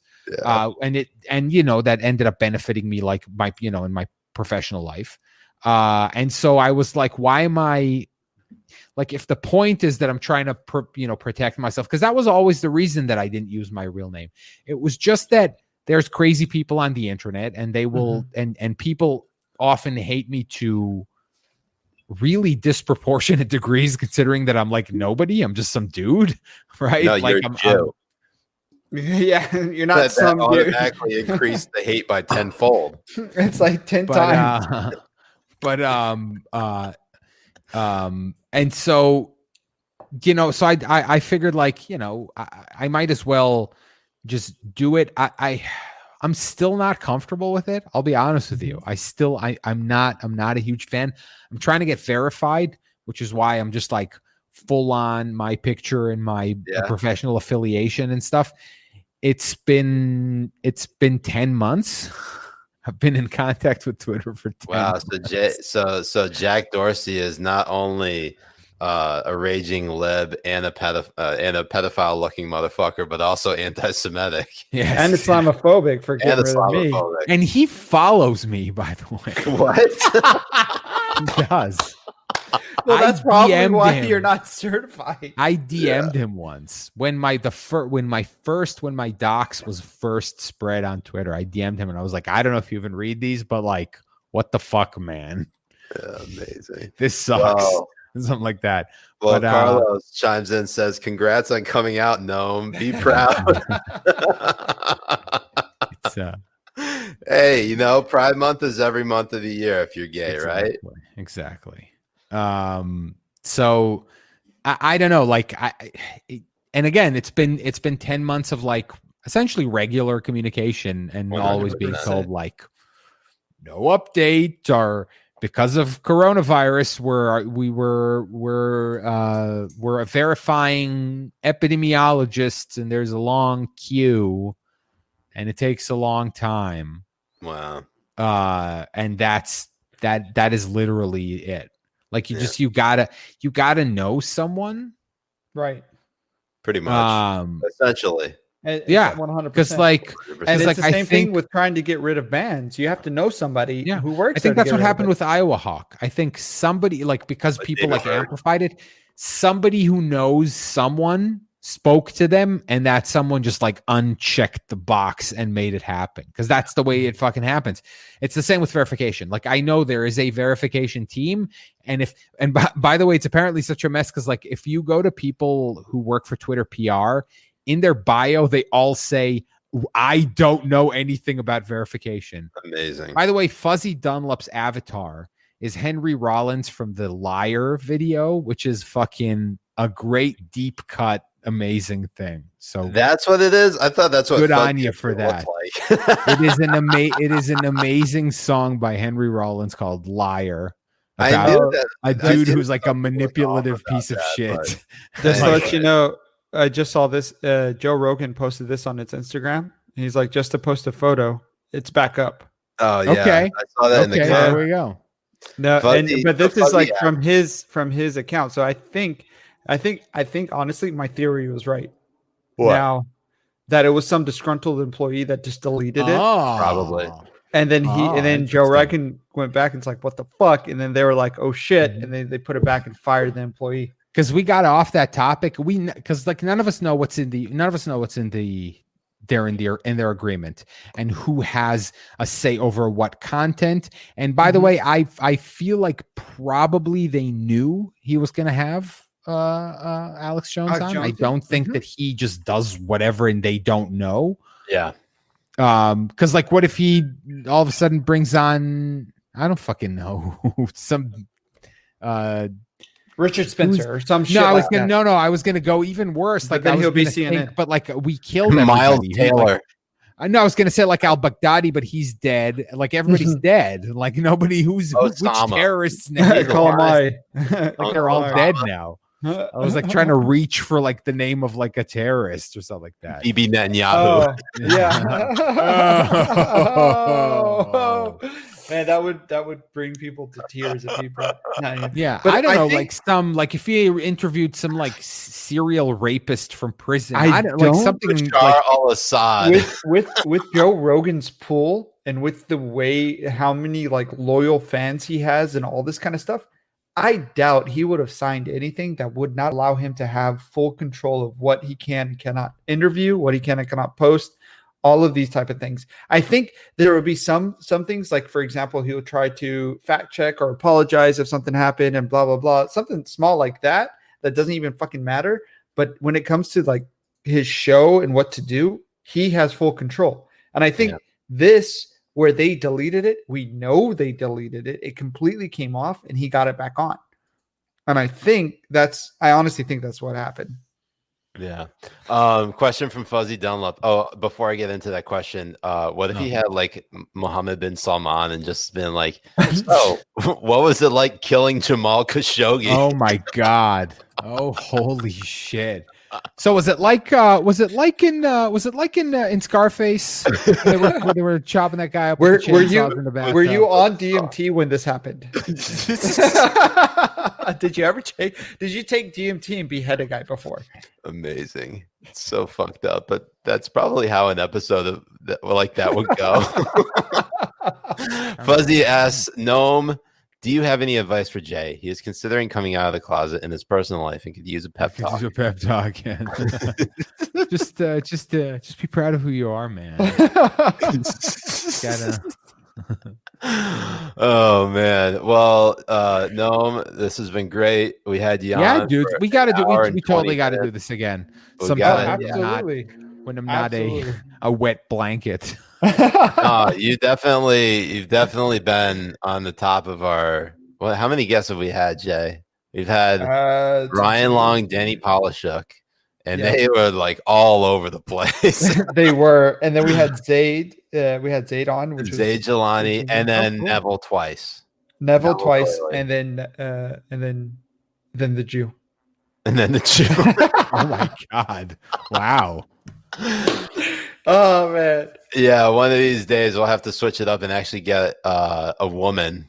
And I think everyone has said no because Jay's just sex appeal is just so raw that no one can ever really resist him. They know where these lips go. Women know where these lips go. They can't handle it. Jennifer Rubin. People are suggesting. Dude, my God, Jennifer Rubin on the pod. I could. You want to hear something hilarious? We might be able to trick her into coming on your show. I'm not even like I might have a way. We should, man. If you could do oh my God! I could. There's literally a way that we could maybe trick her to come on your show. Oh, you know, Shuan He would be an interesting guest. I don't know what her. I don't know her actual name is. Really, June? She's a big. She's like a big lefty now. It's weird. Yeah, but we like having people on of different. She got radical. She got radicalized. You think she got radicalized? Bernie, by Vosh. Yeah, she did. Okay, all right. Before you go, who the fuck is Vosh? I feel like such a boomer not knowing who. He's just he literally is just like a big like lefty socialisty streamer guy. That's all. Okay. Like I'm also not. I'm also only marginally aware because what do I care, right? Yeah. Right. Like it's that whole sphere, you know. It's like the people who were streaming Among Us with AOC. Mm-hmm. It's like Hassan Piker, Pokimane, who's not even political. She's just like a thirst trap kind of streamer. Right. There were a few of those, and I'm just like, because I was like making fun of it. I said something, I can't remember. I was like, I said something like, I would rather be on a Zoom with Jeffrey Toobin. Yeah. And someone said, you're just jealous that they didn't invite you. And I was like, no, I'm not. That would be a terrible time. They would all hate me. I would hate them. Like, I watched the stream. I think it was last Thursday, and I watched a little bit of it. I was like, this is kind of just lame. Like, it's not even like funny. It's like it's like inside clicky it's novelty. It's not. It's like Louis C.K. once said, there's nobody funnier. Louis C.K. said, there's nobody funnier in the world than an astronaut when he's like talking to you from space. Like, he'll say anything and it'll fucking kill. Like, I was sorry to interrupt. I was just hanging around, and then like everybody just laughs hysterically.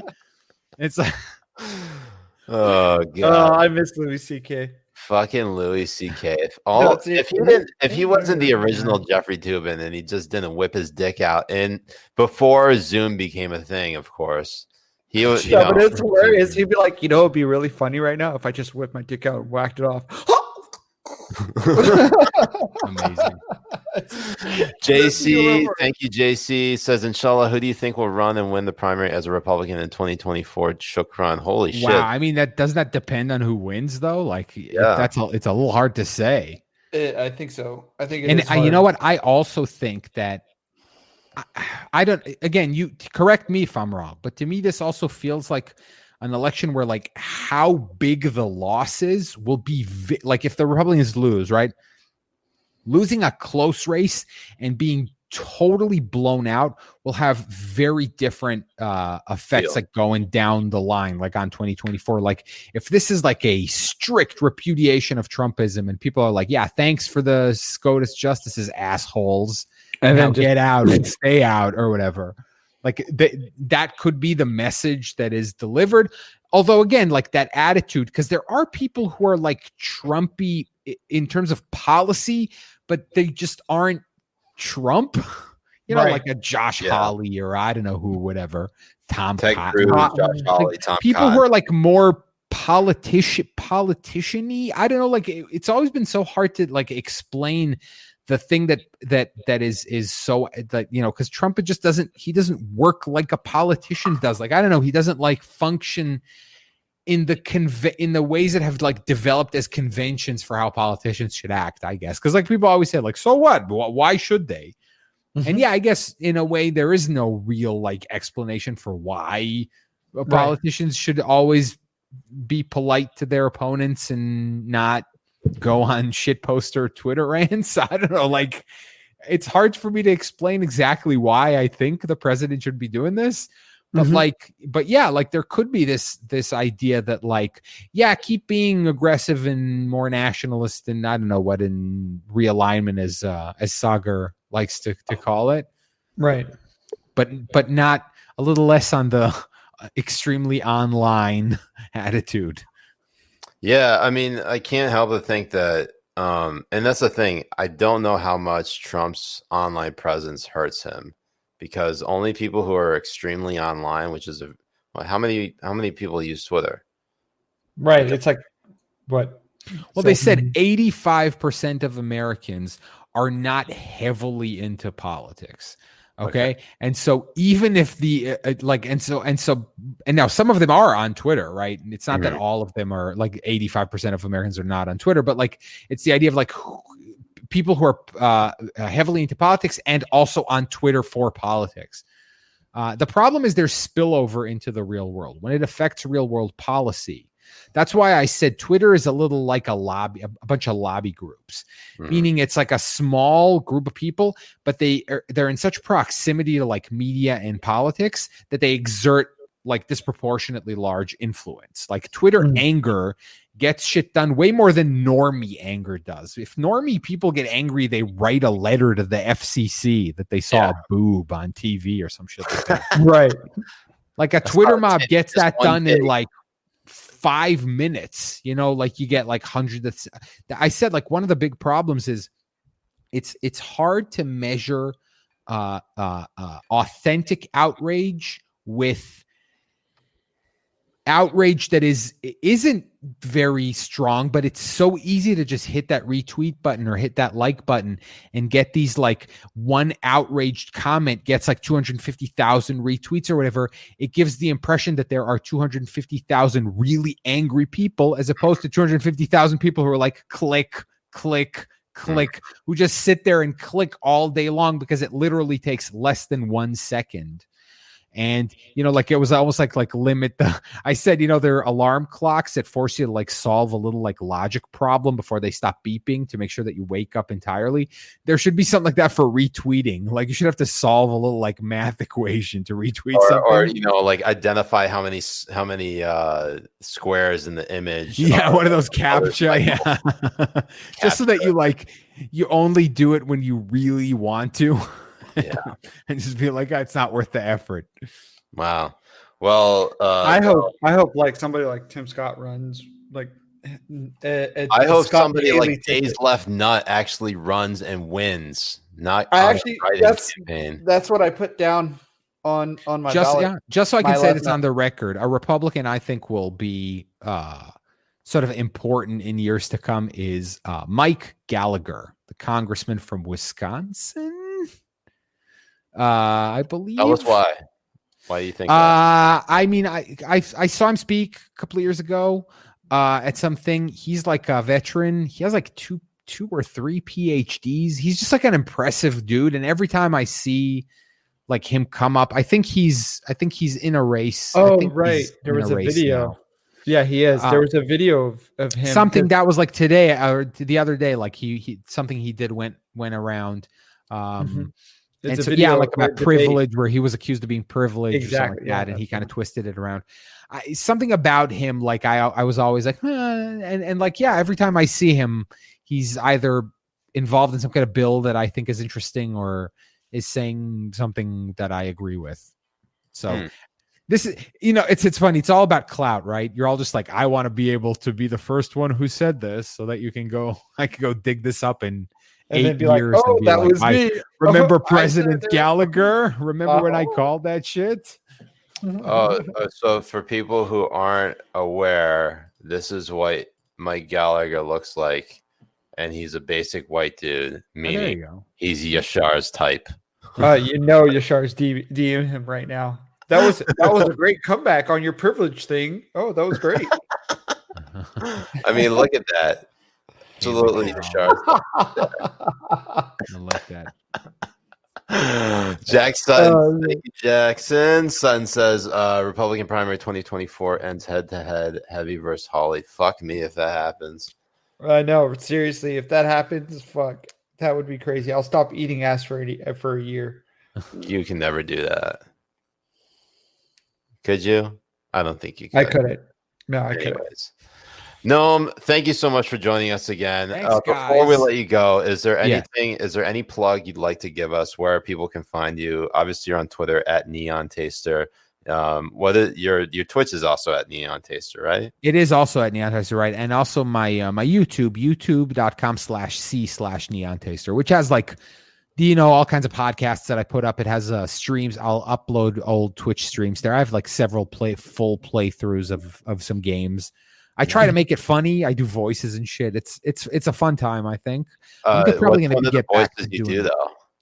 Oh, I did there's I think one of the best things I did was there's this game. It's actually like a really weird meta horror game called Doki Doki Literature Club that's meant to look like it's a fun anime girls game, but it's actually like really fucked up. And I gave them all weird voices because it's all in text or whatever. And I gave them all like funny voices, and it's like it's several hours worth of me doing these voices, and you got to send this to us because I want to watch this. This sounds absolutely. I thought it was fun. I thought it was funny, and I'm serious. We should all do an Among Us, Twitch it on our own streams. Yeah, we're gonna do it. I'm telling you, like once, like I said, once the election's over, I'm gonna. It's so weird. Like I can't, because we were talking about the markets are tanking before the election.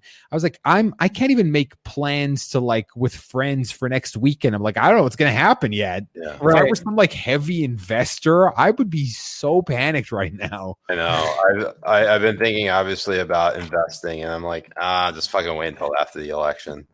Right. Yeah, I'm just holding on to my $50 in Bitcoin. That I have 50 bucks worth of blockchain, you guys.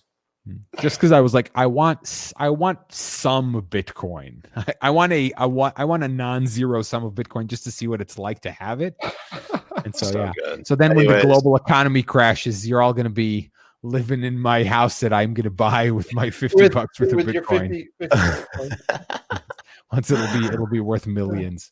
All right, Neon. Thank you so much again for joining us. Have a good night. Thanks, guys. Have a good night. We'll see you next time. I don't know when that will be. Hopefully, if you're around, maybe next week we could do a part 2 of this. Oh man, hell yeah, that'd be great. Let's do it.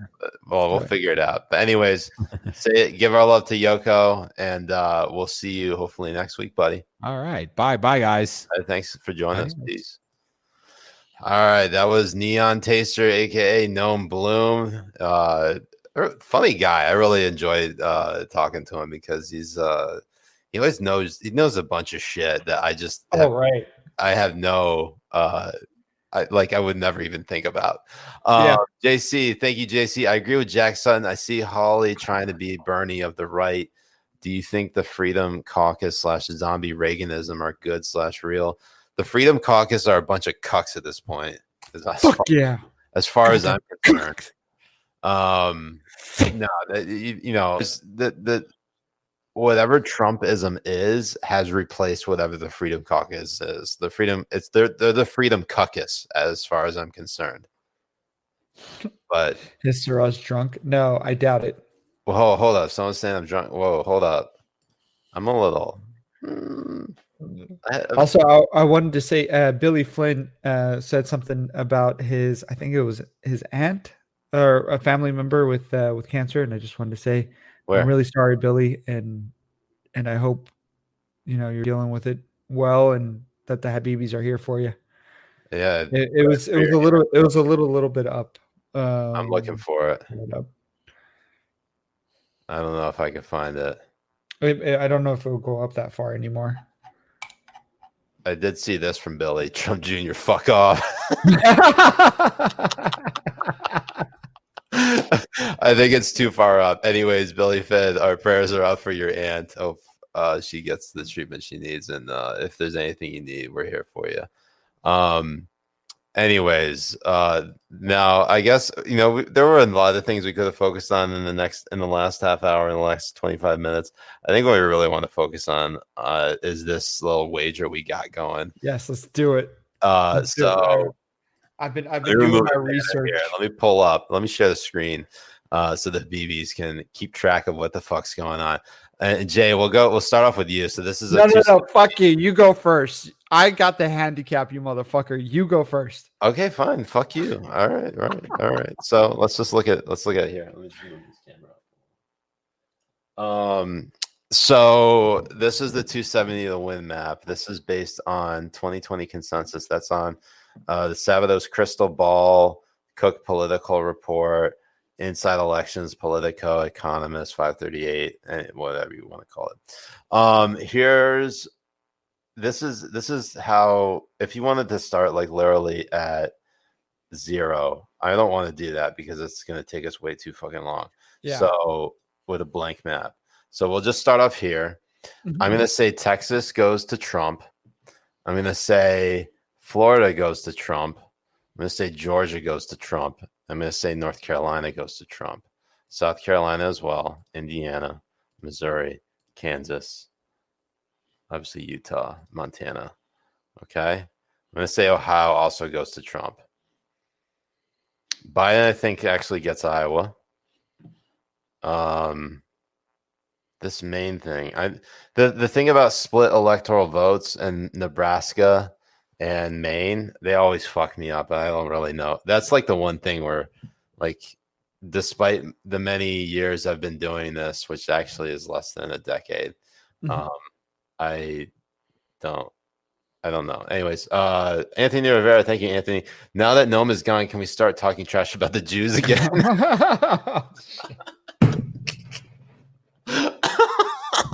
Also, prayers up for Billy's aunt. Oh my god, it's so bad. Okay, all right. So, as we continue on, I think Biden's going to get Pennsylvania. Mm-hmm. I think he's going to get Minnesota. He's going to get Nevada. Mm-hmm. He's going to get Arizona, New Mexico. He's going to get Colorado. And then this where obviously he's going to get Virginia. Virginia. Sure. Blue as fuck. Essentially 100%. Essentially 100 motherfucking percent, bitch. Okay, this is where it gets tricky because Michigan and Wisconsin are fucking wild. If I look at the battleground polling, let's see. Oh. Announcement time. I hereby profess my love for Aisha Hasni from Fox. Right, I can't blame you. Nate Beebe, you think she watches this? I'd be surprised if she does, but maybe you should just like take a clip of this and send it to her and just, Steph Curry up in this bitch. Shoot that shot, homie. Do it. Go for it. Go for it. All right. So if I'm looking at beautiful, she's really pretty. Where is she from? Oh, Lahore, Pakistan. And knowing from experience, like Pakistani ass is actually pretty spicy. It's not bad. Oh, thank you. Pretty good. Pakistani ass, pretty spicy. All right. Yeah, the polls in Wisconsin are so far just fucking wild to me. I don't know how to even put my finger on it or put my finger in it. Yeah, we went there. Because Wisconsin, there have been a number of polls released today, within the last couple of days, and this is the ABC News Washington Post. This is fucking crazy. Has Biden up 17 points over Trump. That's fucking ridiculous. I don't believe that shit. I don't believe that whatsoever. I don't believe that at all. Nope. Then there's a Reuters Ipsos poll shows Biden up 9 points. And then Marquette saying Biden up 5 points, a little bit more believable than Trafalgar Group saying that Biden's up 1 point. Based on, if you look at like 2018 election results, Walker lost his re-election bid for governor, and Tammy Baldwin won her re-election for Senate. So Tony Evers, who's now the current governor of Wisconsin, Democrat, I think that blue trend is going to continue. And I'm going to say Joe Biden gets Wisconsin. Michigan, on the other hand, because I want to be absolutely essentially 100% accurate on this. Essentially 100%. Let me take another drink. I'm definitely starting to feel it right now, Jay, just FYI. All right, so the latest poll, an MIRS Mitchell Research poll with a margin of error 3.6% put Biden up 10 points, 52 to 42%. Sample size is 759. Higher sample size, the New York Times Siena had Biden up 8 points. I think because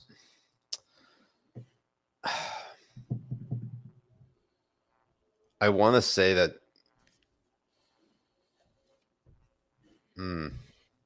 Come on, do it. Such a weird time. Michigan was just such a weird state in 2016, and I want to say that, do it. I think with 2018, with Gretchen Whitmer and Debbie Stabenow both winning, and Whitmer replacing a Republican governor, I'm going to say Michigan goes to Biden as well. Do it. I'm going to say that. Oh well, fuck me. I can't do. What happened? Fucking split electoral votes. I don't think you can. Oh, I could do it right here. I could do it. Oh, there you go.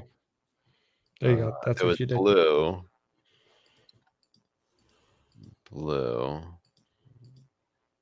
red, and then red.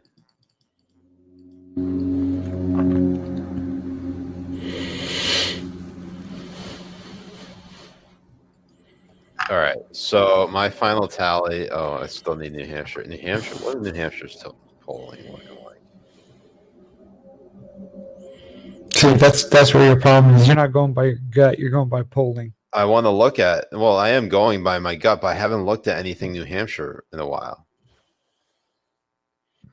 In New Hampshire, Bernie won by quite a bit. New Hampshire is one of the weirdest fucking states in the country. So, Billy Finn brings up, of Siraj's map, the only thing I change is Iowa. Iowa isn't going Biden. Let's look at the polling in Iowa just to help. Let's say New Hampshire goes to help me. What, are you going to just screen grab my fucking map and say, "Oh no, you screen grab your." I'm going to screen grab yours and say, "This is yours." Let me look at polling in Iowa real quick. I trust you. Oh yeah, wholeheartedly. Than I thought. Wholeheartedly. Will you suck a dick? Only if it's yours. Dick. Only if Let it's me yours. let me do my thing. Okay, now that I can do my thing. All right, so Biden is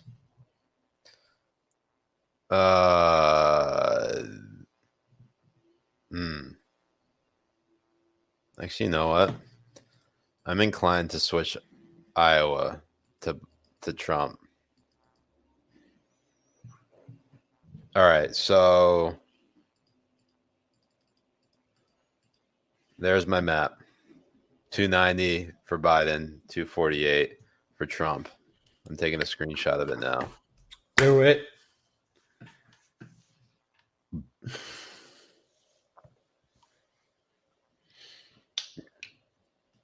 Okay. All right, Jay. All right, for me. Let me start off from the beginning where it's the 20. No. Keep it as is. You want me to keep it as is? Keep it as is. All right. The things I would change. All right. Here is New Mexico is going to go red. What? Just do it. Just do it. All right, Jay. Just do it. I know I could be completely fucking wrong. I know Arizona 269 tie. Arizona is going to go red. Look, I can be completely fucking wrong. It's the way it is. And then Wisconsin is going to go red. And then Michigan's going to go red. Wow. And then Pennsylvania is going to go red. Ooh. Now, the reason why I'm saying Pennsylvania is going to go red is because I honestly think that these riots and stuff is, one, going to hinder a lot of people in Philly to actually go out and vote. And also is going to change a lot of these people's votes. This is my gut feeling. This is my gut feeling. Billy Finn says, Jay, how bad do you want a porn stash?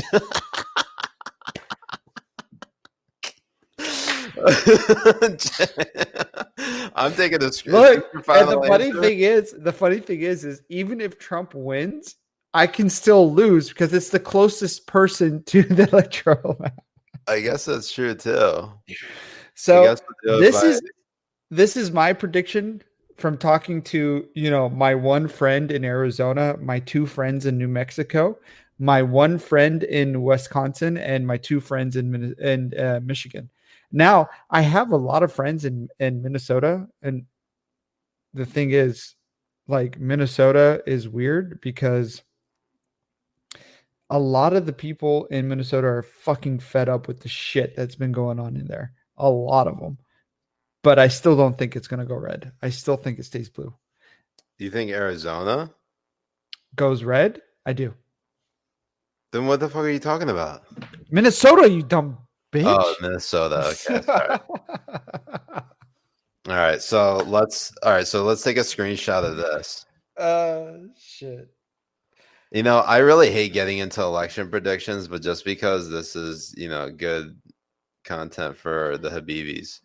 Yeah, it's all good fun. I mean, I'm going to be streaming with a porn stash after November 4th.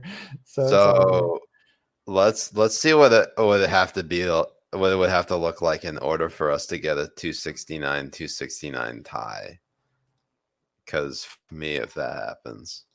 No, if we get a 269J, I mean tie. No, not only do we both shave our mustaches, but we also will. I will shave my asshole to say Siraj on it. I have a hairy ass. I have a hairy ass too. I don't know if I could get J. I could probably write J out in it. Nate, I'm telling you, if Minnesota goes red, I will eat a banana with the skin on.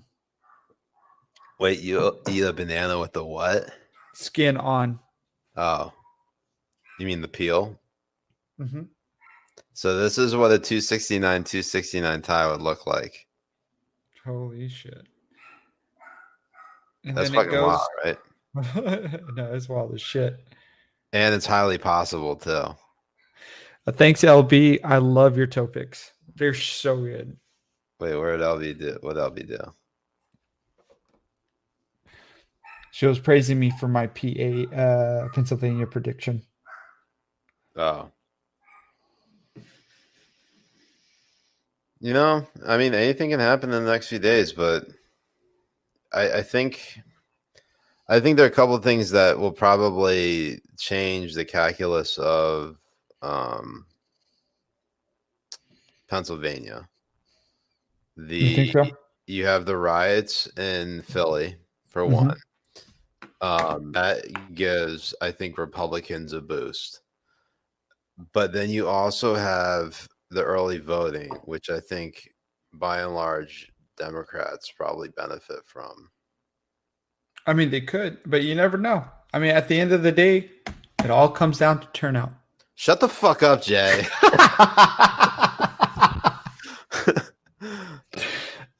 Shit. Did you already vote? Did you hand it in? I didn't vote yet. You didn't vote yet? Damn. Wow. This is some fucked up shit. If Siraj loses, he has to eat Ern's ass with his pork. Jesus. Jesus Christ. That's fucked up. Oh my God. That's so fucked up. Abraham says, are you taking early voting into account? I just said that. But, well, early voting leans right so far. See what happens. I don't know. Fuck me, right? Yeah. Dog in this race. Just tell me when. Whenever you're ready, Habibi. Let's go to the Senate race. I'm going to be totally out of that for Senate races because I have no idea who's running where and for who and what. I want to just continue scrolling to make Habibi sick, though. Prison Mitch is like, Jay's gonna win. I will quit memes if Jay doesn't. Prison Mitch, please don't. We love your memes so much. Don't weigh in on it.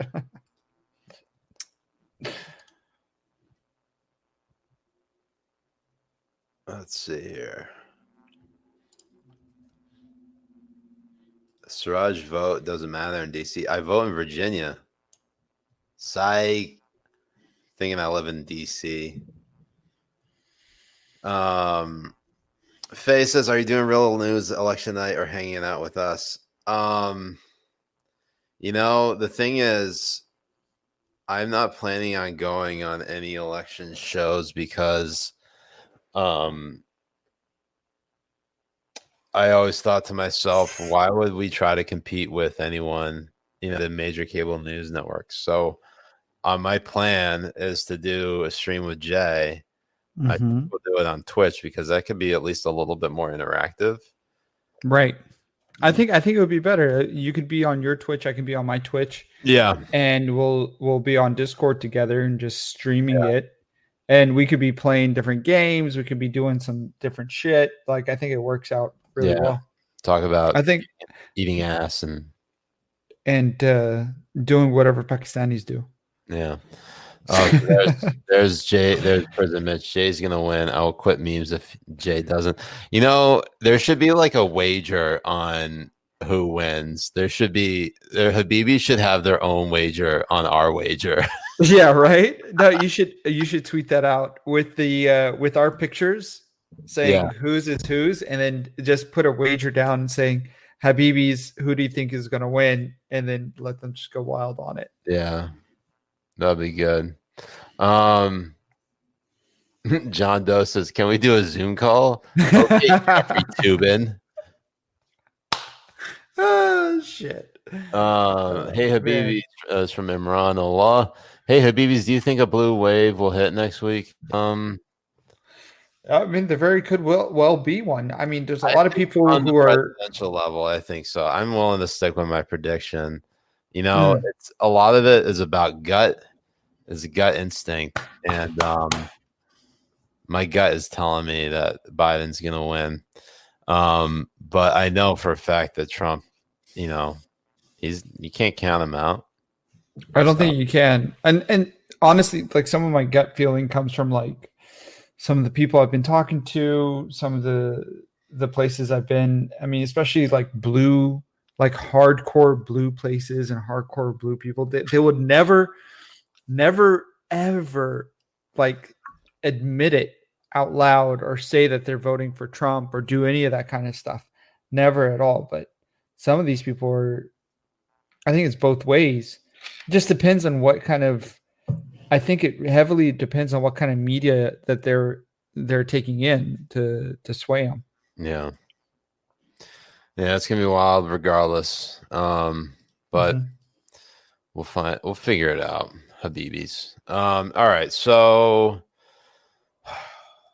do you even want to do Senate? No, I really don't. Honestly, I wouldn't be able to do it. All right, not. fine. Let's just I'm not that far into it. To be honest with you, I don't think I could do it. So with that being said, let's actually just take some questions from the Habibis. And wind down here. We got about 6 minutes left before it's Fuzzy's birthday. And yeah, that's right. It's Fuzzy's birthday tomorrow. It is. And I have a very special thing I would like to do for Fuzzy's birthday. What's that? His mom.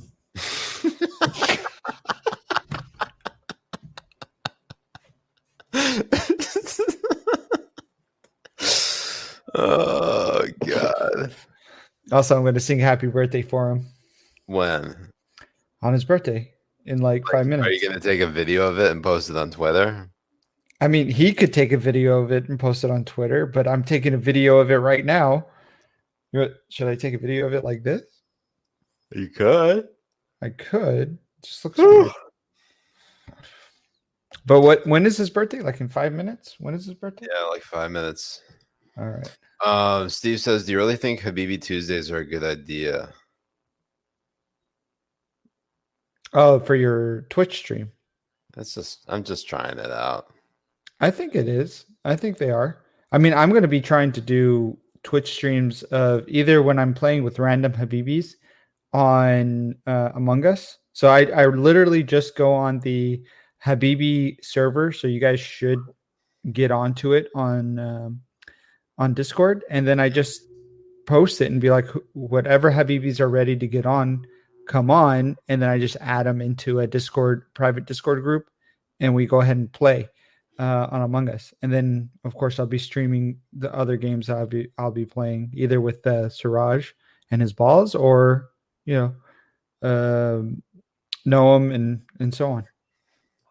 Faye says, can we please talk about that Lincoln Project ad? The one where it's like, not anymore. Not anymore. I thought presidents only get 2 terms. I thought, yeah. God. Honestly, I just think the person that runs Lincoln Project is what's her name? Molly Jongfest, but with no, she doesn't run. She's no. It's something. It's a person like her with green Rick hair Wilson? and Rick Wilson. That's it. And think that their humor. It has to be somebody like Rick Wilson because I think it's just a parody of a like dyed green hair, him, her, they, them type person. So they just parried the fuck out of it, and it's like that's the person that runs it. Yeah. Senator Simon, who says that I gotta eat Ern's ass with my porn stash, says incumbents hard to beat. Trump had cult of personality, and even with has haters as huge support. Plus, the left went too far with the Overton window. That is true in 2016. I think in 2020, the difference about 2016 and 2020 is that 2016 was a referendum on Hillary. 2020 is a referendum on Trump. Right. I think without COVID, Trump would coast to victory. I think COVID fucked him really hard, like harder than Jay fucks Bruce's mom and Fuzzy's mom combined. Right.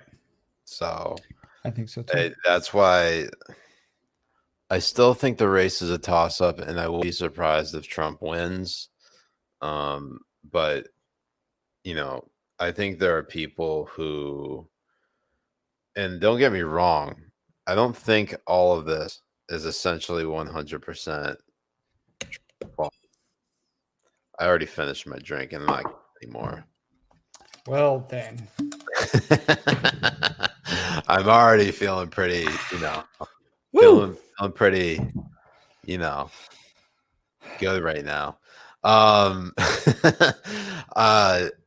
It's just that when it comes to this particular case, Democrats in New York, California, in Michigan, in Wisconsin, in Pennsylvania, I think they've made it, and even North Carolina, have made things particularly miserable with the lockdowns to try to get people even more pissed off at President Trump.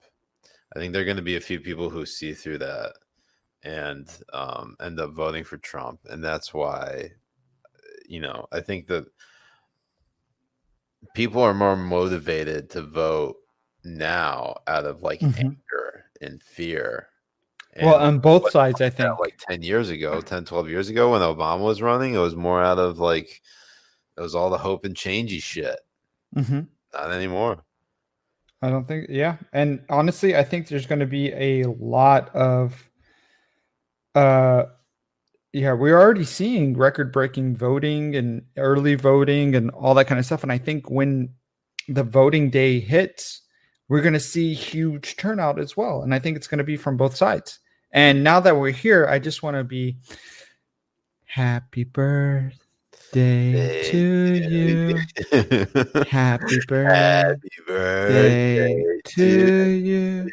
Happy birthday, dear Fuzzy.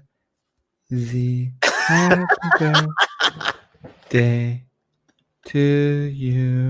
Yeah, happy birthday, Fuzzy. Woo! Sana helwa yagamin. Sana helwa yagamin. Sana helwa yagamin. All right. As we continue going on, yeah, everybody's saying Siraj is ripped right now. Richard Gursky asks, what are your thoughts? Richard Gursky, who's an actual jet, asks, what are your thoughts on the U.S. selling F-35s to Greece that were originally manufacturing for Turkey? I didn't even know this fucking happened. How do you know this happened? I don't know. Well, I'm just glad that it gave it to Greece instead of Turkey. That's for sure. Yeah. That's James F asks, what drinks would you recommend for the minor Habibis who can't have alcohol on election night? I recommend Bullet. I recommend Angel's Envy. It's very good. 43%, 86 proof. I mean, don't go to the rye. The rye is 100 proof, fucking 56%. Don't do that. Just go here. Completely halal. Completely halal. Daniel Garmo says, Siraj, why are you so wrong on Michigan? The only poll that accurately predicted Michigan in 2016 is saying he's going to win again, albeit by a small margin. Even Washington Post, ABC polls have him in the margin of error. Let's go to those polls real quick.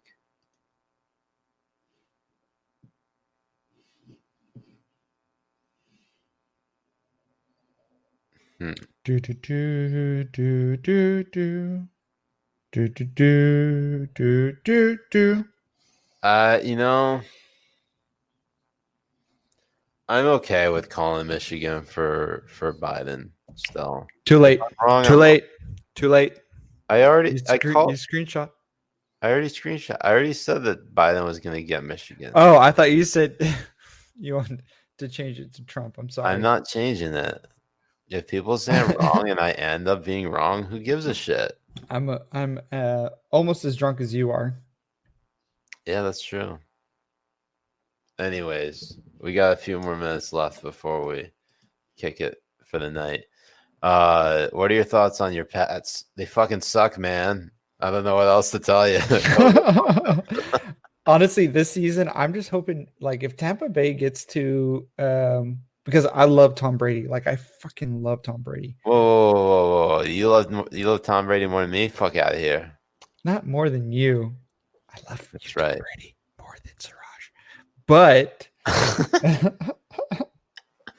No, I'm just saying, like, if he gets there, like, if he gets to the, I'm just saying, if he gets to the playoffs with Tampa Bay, then that is a. They're going to make the playoffs. Win. They are. They absolutely are. He's got to make the Super Bowl. Do you think he'll make? If he makes the Super Bowl, like, that's it. That's fucking it. He is the GOAT, undisputed GOAT. There is no other GOAT but the GOAT himself, and that is Tom Brady. Yeah. Because everybody thought that he wouldn't do shit over at Tampa Bay without Bill Belichick. He wouldn't do shit, amount to shit, do nothing, that he was going to suck. Steve, go fuck yourself before I lick your mom's ass. Where's Steve? He's calling me a commie for loving Tom Brady. Yeah. Jay is a well, you are. You're more of a cummy, if anything. Cummy in your mom's ass. What? One that Kimmy notices, Siraj is slurring. I slur all the time. I know. Like, when I first started speaking to you, I was like, does he smoke up a lot or just a little bit? I know. People think I smoke a lot. Slurring Siraj sounds like a rapper, a mumble rapper name. Thank you, Senator Simon. Sophie Voss, who do you think should administer Cyprus, Greece, or Turkey? You know what? I think America should. There, I said it. I'm against foreign expansionism and colonization. Yes, America, let's run that bitch. LB, it's not Siraj's birthday. It's Fuzzy's birthday. No, but let's leave that there. Thank you, LB. Faye says Siraj is such a frat boy when he's drunk. He's so white. That's why. Like, he's a Whalers fan, a Patriots fan. I mean, come the fuck on. A Celtics fan. A fucking who baseball? What baseball fan? Red Sox. I'm wearing the fucking Boston Red Sox shirt right now. Piece of shit. He's such a white person. Arsenal fan.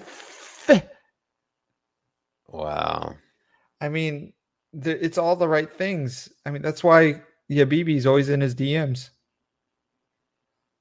Yeah. He's that white. Yeah. Anyways, Habibis, leave a tip in the if you thought this was a good show and you want to show your appreciation, leave us a tip. Give us some fucking money. You know, I work hard to give Jay and I work hard to give you guys a good show every Wednesday. If you appreciate all the time, what we do, leave us a tip. We appreciate it. And maybe I'll even strip. Hey, when we get down to it, especially when we start Twitch streaming the election, it's gonna be insane. It really is. It'll be nuts. I mean, Habibis, you got to join us for that. Also, if you haven't already, join the Discord server. You can. Yes, do go ahead. Just put the link in there. And I'll be getting random Habibis every week to play Among Us, and it's multiple times a week as well because, you know. Yeah. You know, Billy. Oh, thank you, Billy. Billy, love you, Billy. You're the Habibi. Appreciate it. And he says, "Thank you all for being here on such a hard day for me. This really helped. Appreciate you, Billy. Love you. Always a reliable Habibi. And also a legend for dropping the 69-69 when shooting. Oh shit! I know. It's always great. When you guys get married, we better be at the wedding. I swear to God, it better be a Habibi filled wedding. Let's go. Well, first of all, we got to get the what's it called? We got to get the Habibi convention going. Yes, we do. Yeah. Mary, thank you, Mary. Happy birthday, Fuzzy. A big shout out to Neon. His one tweet changed my nephew Justin's life. So many good, right people. List there. I'm tipsy too.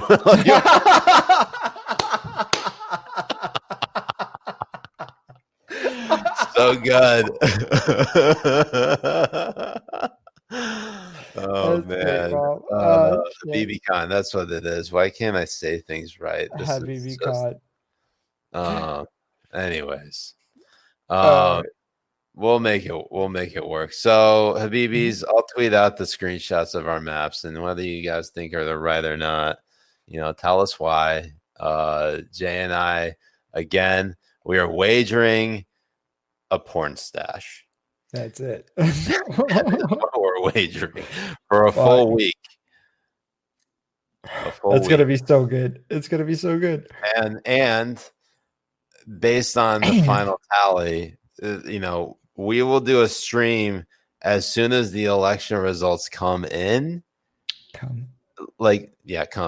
As soon as the election is decided, we'll do a stream because we're gonna obviously prepare for the possibility that the election will not be decided on election night. Wow. No, I don't think it will be unless it's you really are. Unless it's a full fucking blowout, we're not gonna know for I think at least 5 to 10 days. At least. I think 6 to 9 days. Nice. Possibly 69 days. Oh yeah. Yeah. But honestly, let's be real. We were just praying for America in particular, and we just want the best for the country. And we just want to spread love and joy and peace and harmony to everyone. And if we can make it, politics is very trivial to some, at least to me. Some people take it more seriously. But I will say this, do not be discouraged based on whatever happens. We'll wake up in the morning and we'll all be Americans or what have you. We'll all be humans. We're all equal. Well, except for Jay. Jay's always subhuman just because he spends so much time in ass. Look, if it means that I am subhuman for satisfying every one of your mother's buttholes, then that's what I am. I'm a subhuman, and I don't mind, because the smile on your mom's face that she has every other morning, just know it's because I was there the night before. Man, it's so bad. I'm gonna have to drink some water and get to bed. Some Tylenol or some shit like that. Anyways, Habibis, y'all been great. Thank you so much for joining us for Habibi Power Hour. I'm Siraj Hashmi. And I'm Mujahed Kobbe. And we will see you, inshallah, next Tuesday on election night. We'll keep you posted on the actual details of when we'll do it. Most likely, it'll start when pretty much results start coming in. Jay, who is West Coast, we'll probably have to start streaming at 3 p.m. Probably. I'm going to take that day off for sure. So, anyways, Habibis, y'all been great. Love y'all. Peace. Love you, we'll see you next week. Ma salama. Ma salama.